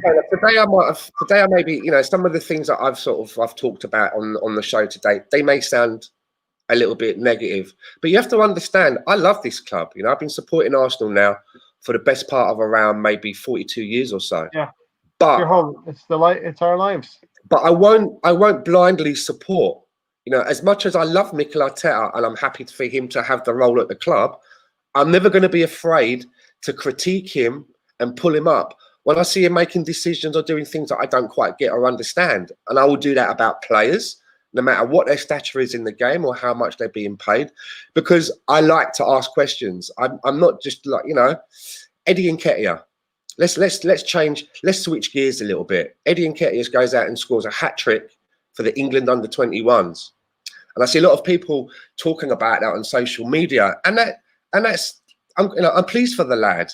My only question is when are we going to see him do that in the League Cup, the FA Cup, or the Europa League? Because I ain't seen it. It's all very well and good going out there and doing that at international level. And James, who was on earlier, James Rose said, you're not, to be picked for your country at any level, you've got to have something about you. And I appreciate that, but I ain't seen it from Eddie in the League Cup, the FA Cup, or Europe competitions. I'm still waiting to see it. And I feel that I should be allowed to ask those questions without being lambasted and being called a hater. A hater. Do you know what I mean? And my answer to that is that, and I put it out on Twitter, people that go around and still use the phrase hater, those people are probably worth hating themselves. Yeah. Well said. Well said. If you have to use that term, yeah. Childish. GK saying I can back up all of my hate with facts. I don't dislike a player because of the way they comb their hair or the way that they wear their kit or the car that they drive. It's because their output for the club that I've been supporting for 42 years. That's what I'm critical of. Yeah. There's some chat here between Stephen Denham and GK about stepping stones, and we're seen as a stepping stone club right now, Stan. A middle tier club that a player like Awa can go, if he's going to go to us, be seen in a couple of years and be taken by, a Spanish club or an Italian club or Bayern Munich. I don't mind if someone's going to come in, play well for 2 or 3 seasons and move on. Then as long as they're replaced with someone that can give us what we need, I'm okay with that. We're never going to be of a stature of a Real Madrid. That's never going to happen. But that's why, Stan, I'm not attached to Hector Bellerin. These are the type of transfers we need to be making. A player in his mid-20s, late 20s that we can sell for some lids, Yeah, to fix the part of the team that needs fixing, and until that part of the team is fixed, it's going to cost us. You were talking earlier about, and James, you looked a bit surprised when James said about, he didn't feel that we would do much better than maybe 7th in the league, and I'd be inclined to agree. I think what you will see with the squad that we have right now as it is, if the season started, I think that what you would see is you will go through the season and you will see us play some really good football.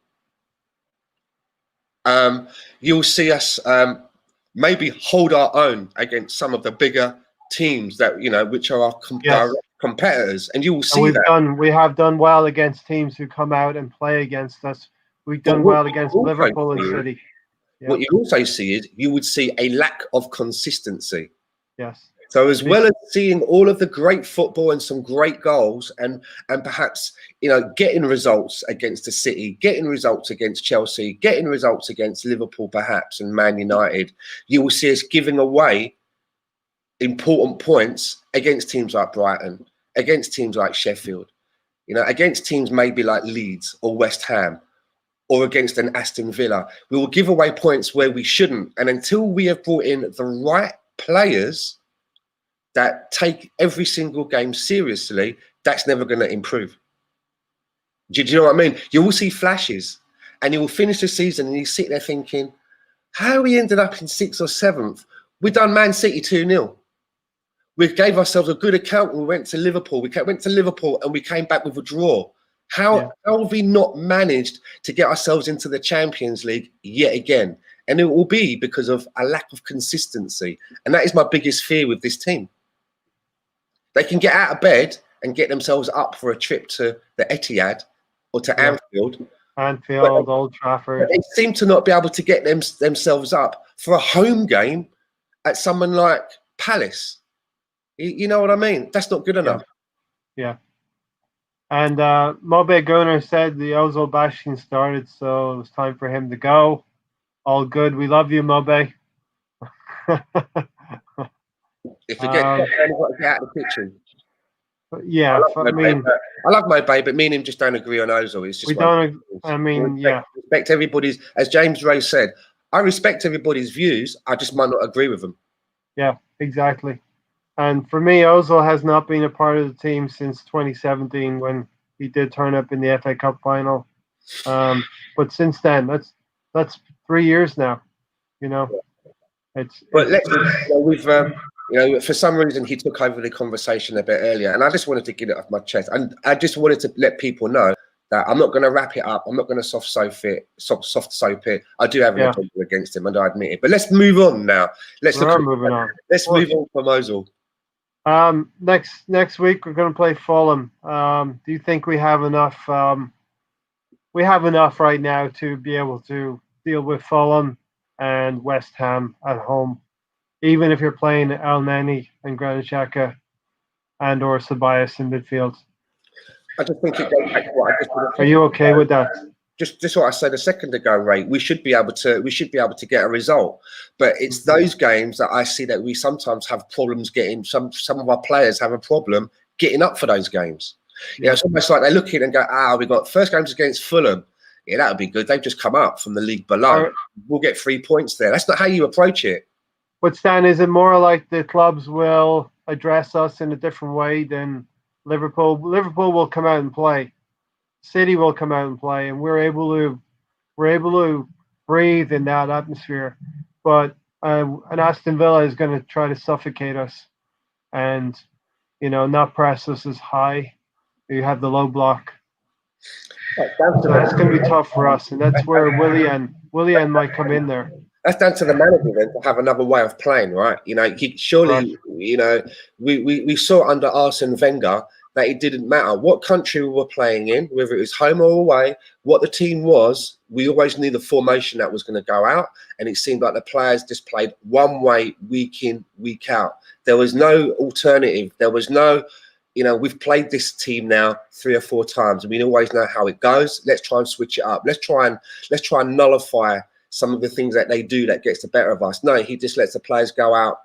And that was his downfall. At the end of the day, that was Wenger's downfall, sticking to the same thing day in, day out. So hopefully, Mikel Arteta isn't of that ilk. He's of a breed where he will try to make changes depending on certain teams. Obviously, we're going to have a rhythm, a main way of playing, but you have to be able to sometimes make tweaks and adjustments if the way that you play isn't able to break down a certain team.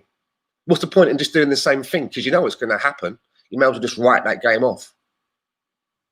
Yeah, exactly. Guendouzi doesn't have a number, Tony said. And there was a couple of things there about Jalil was saying, thanks, Jalil, for coming in. He trusts in Arteta, There's a lot of people that do see good things happening and coming down the line. Do we continue with 3 at the back, Stan? What do you think the feeling is there? Injuries look a little bit heavy in the back line now, so we might have to go with a back 4 even. Well, I think we've not seen the friendly game that we played against Villa. That was behind closed doors. But Mesut Ozil got minutes, which means to me then that we must have at some point had a back 4, because I just don't see anybody having a 2-man midfield, and one of those is Mesut. Do you know what I'm going? You know what I mean? Just having 2. So we must have at some point experimented and gone to a back 4. And I think that if we had the personnel that Mikel Arteta wanted, I think that we would be fielding a back 4. I honestly believe that Mikel Arteta wants to have at least 3 in midfield rather than 2.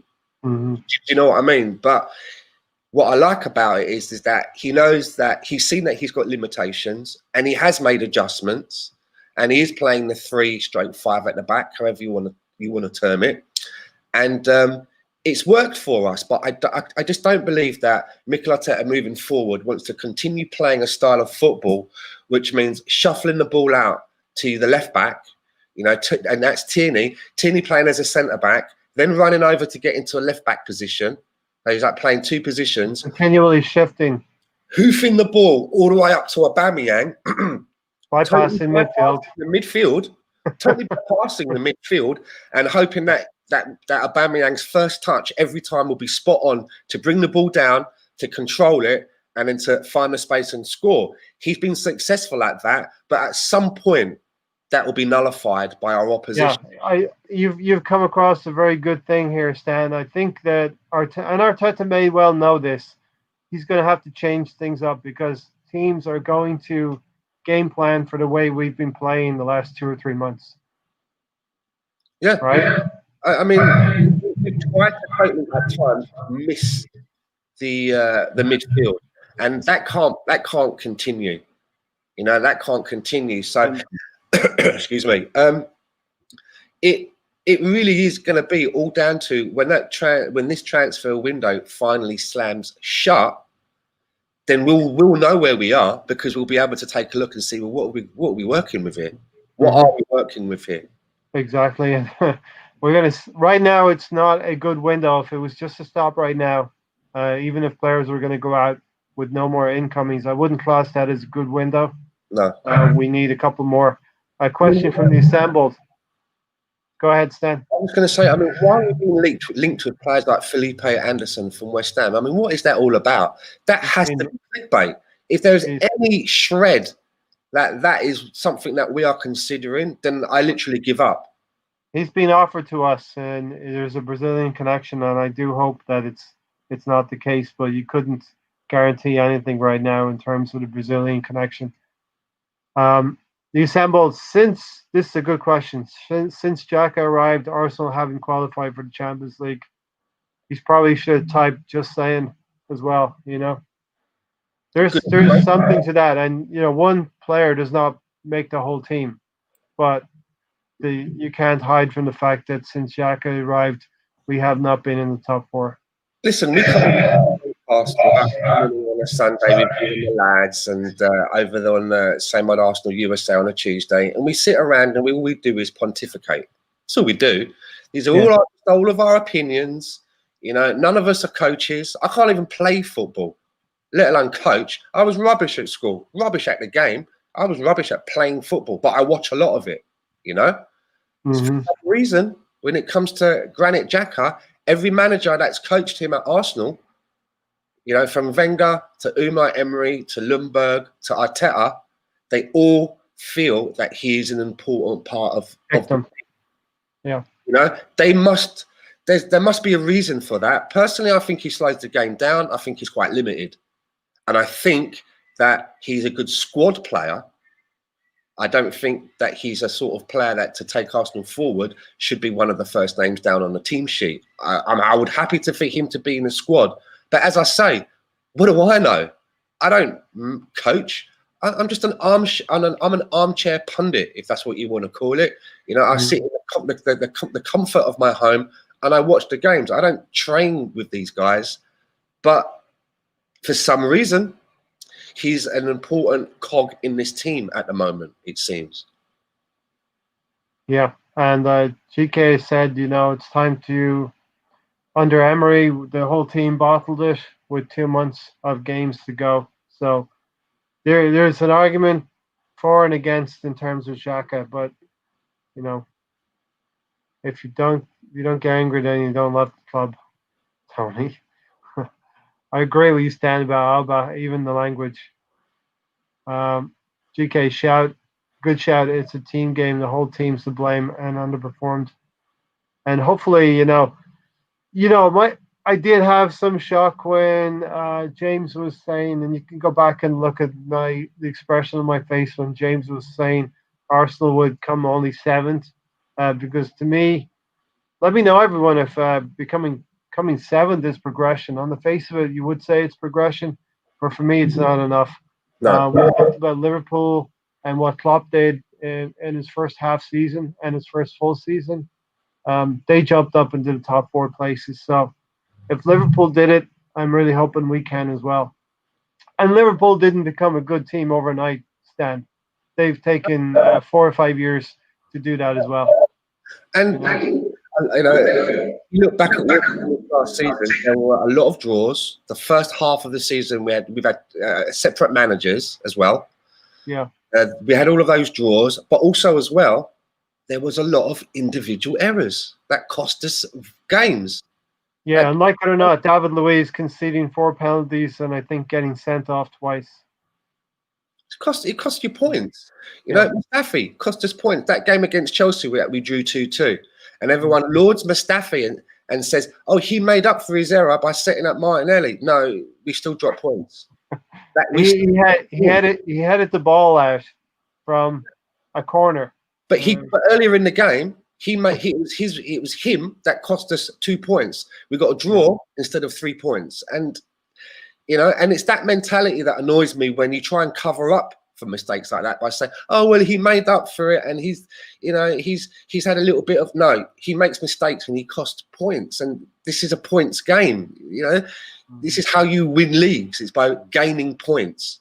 Stop letting players off the hook for performing badly. Yeah. The thing is, why can't we be at the level of a Madrid? We got to do some major investment if we are going to be at the level of a Madrid.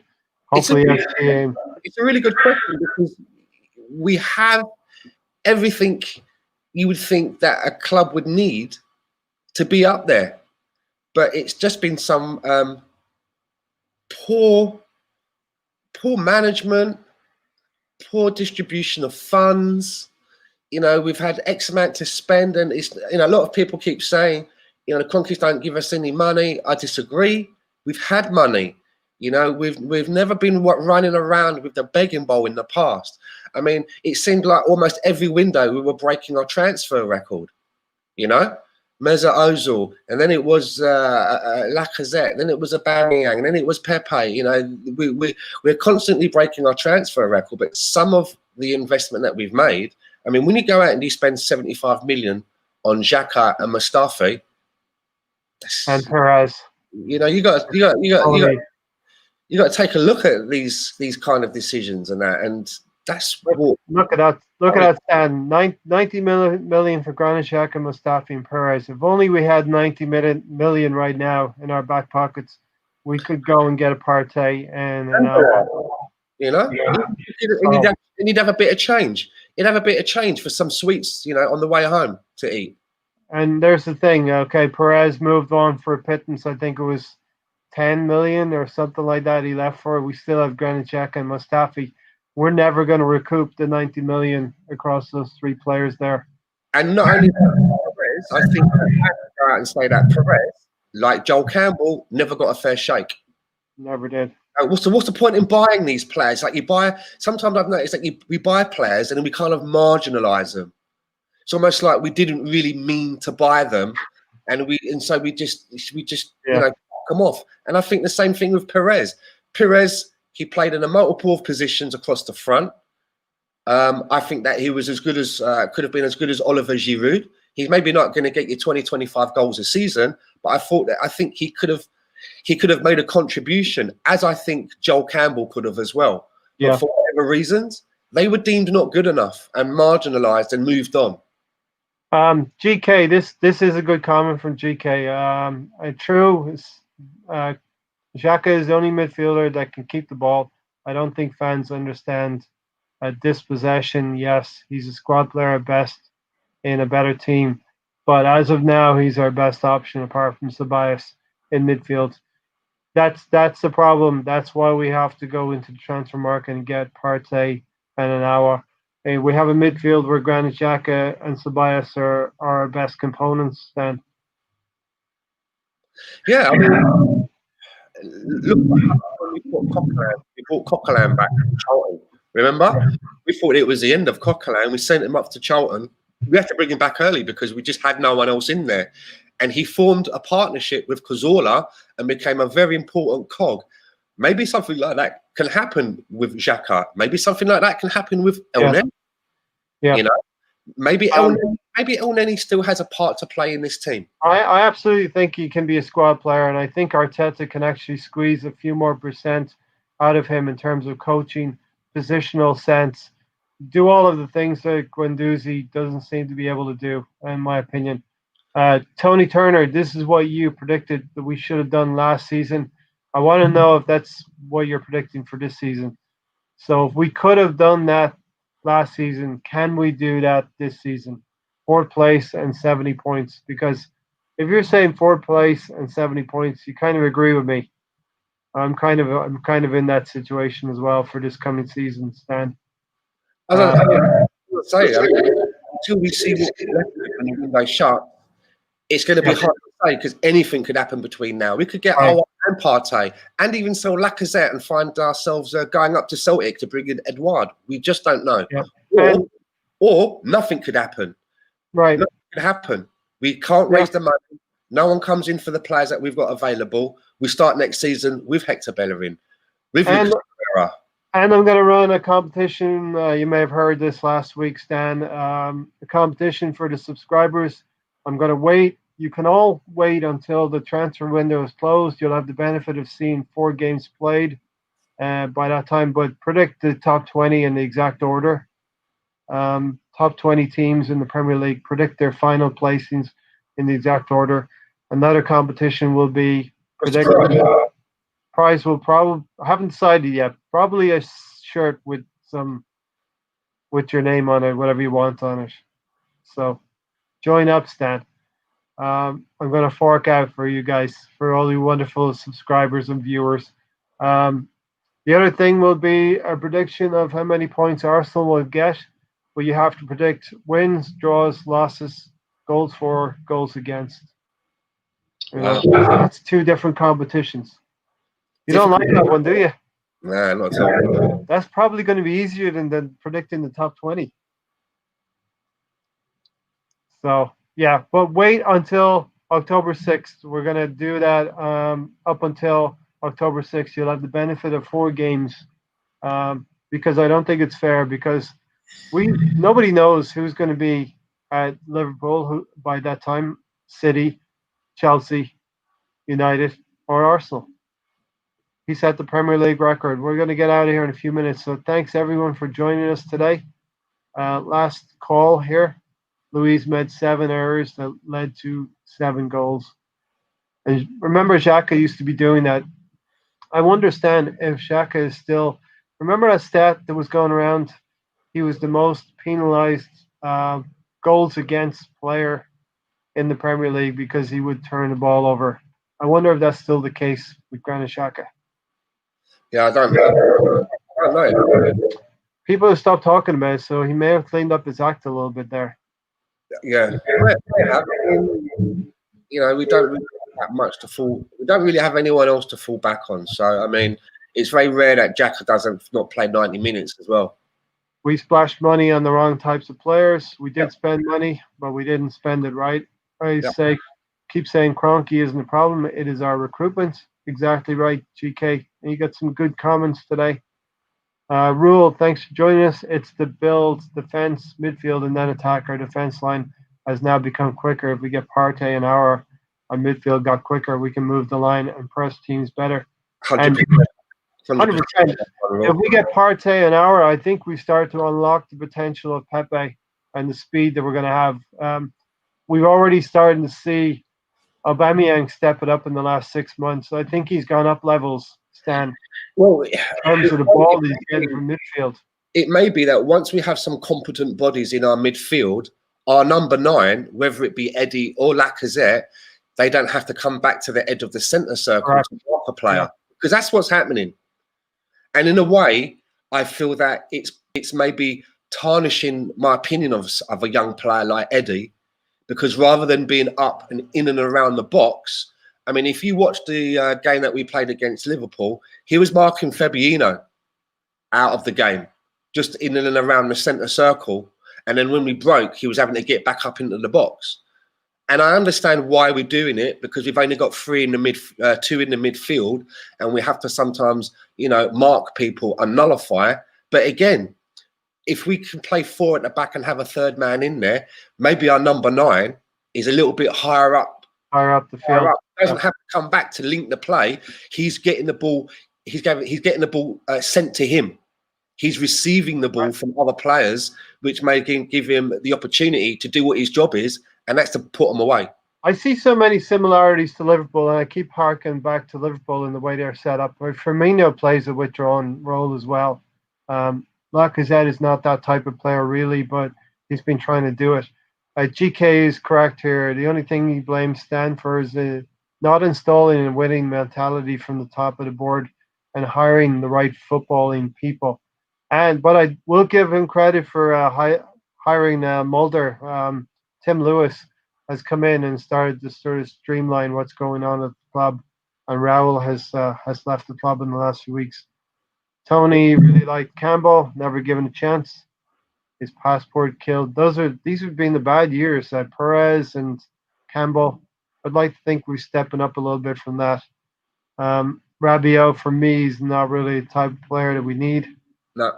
GK, I'd say it is how Arsenal spend their money. Pepe down payment, 72 million for 50 million. I'm going to leave the cash and the price tag of on players. That's really not a discussion for me. I don't really care how much Pepe costs. I mean, I do, but it's not my problem. We're all Arsenal supporters here. We should only care about what they do on the field, right, Stan? No, I have to disagree with that, Ray, because you're a numbers guy. Well, we spend X amount on player X, and then you look at another part of the squad where you definitely need a position, and you don't have the money for it, and then you think to yourself, well, had we been a little bit more shrewd in the market, like I think it was it One Rule, whoever said about the Pepe about a 50 million pound that we paid or 50 million. Yeah. Well, that would be 22 million that you'd have available now. Yeah, I know. Yes, back in the old days when we used to have, only look at the back of the newspaper or find out about your club on CFAX and Oracle, we didn't care so much. But we live in a world now where we have somebody like the Swiss Ramble. And the Swiss Ramble, he goes through finances with a fine tooth comb, and he makes it all available for us to consume. So the mood for me is kind of changed. We can't, for me, it's difficult to keep away from the finances side. I'd love to be carefree and say, yeah, I don't give a shit about who's spending what on what, but it's not like that. Is that because we have more access now to social media? All that information is at the end of our fingertips, Of course, we're more privy to more information, and we are, it was seen by our very nature that it's never going to be enough. The more we get, the more we want. Let me ask you this, Dan. When you're watching the game and you're watching the players on the field, do you look at Pepe and say, he's 72 million, I expect more from him than Martinelli, who's 6 million? You know what I mean? I do. You do? I do, because I think that a player's market value, should reflect on what it is that you're buying. Do you know what I'm getting? Yeah, but Martinelli, if Pepe and Martinelli are in the team for the same amount of games, they could come out with the same amount of output at the end of the season. Look, if you're gonna spend a couple of $100,000 to buy a Ferrari, which is a vehicle that takes you from A to B, then a Fiat should cost you 30 grand. Did you know what I'm getting at? You're not going to go out and pay the same amount of money for a Fiat, and as you're driving around in your Fiat, people are going past you in Ferraris that they pay, and you're like, hold on a minute, something's not right here. I might have been overcharged. It's a little bit like that, and I don't blame the player, because Nicolas Pepe didn't set his transfer fee. That's out of his control. But it's difficult to watch a player. I mean, it's players are out of the team that can't get into the team, and you see how much they're earning as well. It's difficult not to have that going on. Yeah. Maybe some people can, but for me, is it Tony's birthday? Happy birthday! Yeah, Tony. I already thought he got his birthday present. You got to see, you got to see a rant and a rave a little bit. But Tony, I unblocked you. What more do you want? Tony, if you want me to sing to you, just let me know. I'll do that right at the end of the podcast here. I'm not going to volunteer Stan to do the same, because that's a preferential thing, right? If you want me to sing, I'll sing a little verse to you, Tony. Raul got rid of being considered the best data scout because he didn't see the value in it. Yeah. I tried to get through as many comments as possible. I had to skip a couple because it was just, you're all skipping ahead of me, and I know you like to keep up with the current chat that we're having as well. But in some ways, the comments has led our chat today as well, Stan. So that's a good thing. Yeah.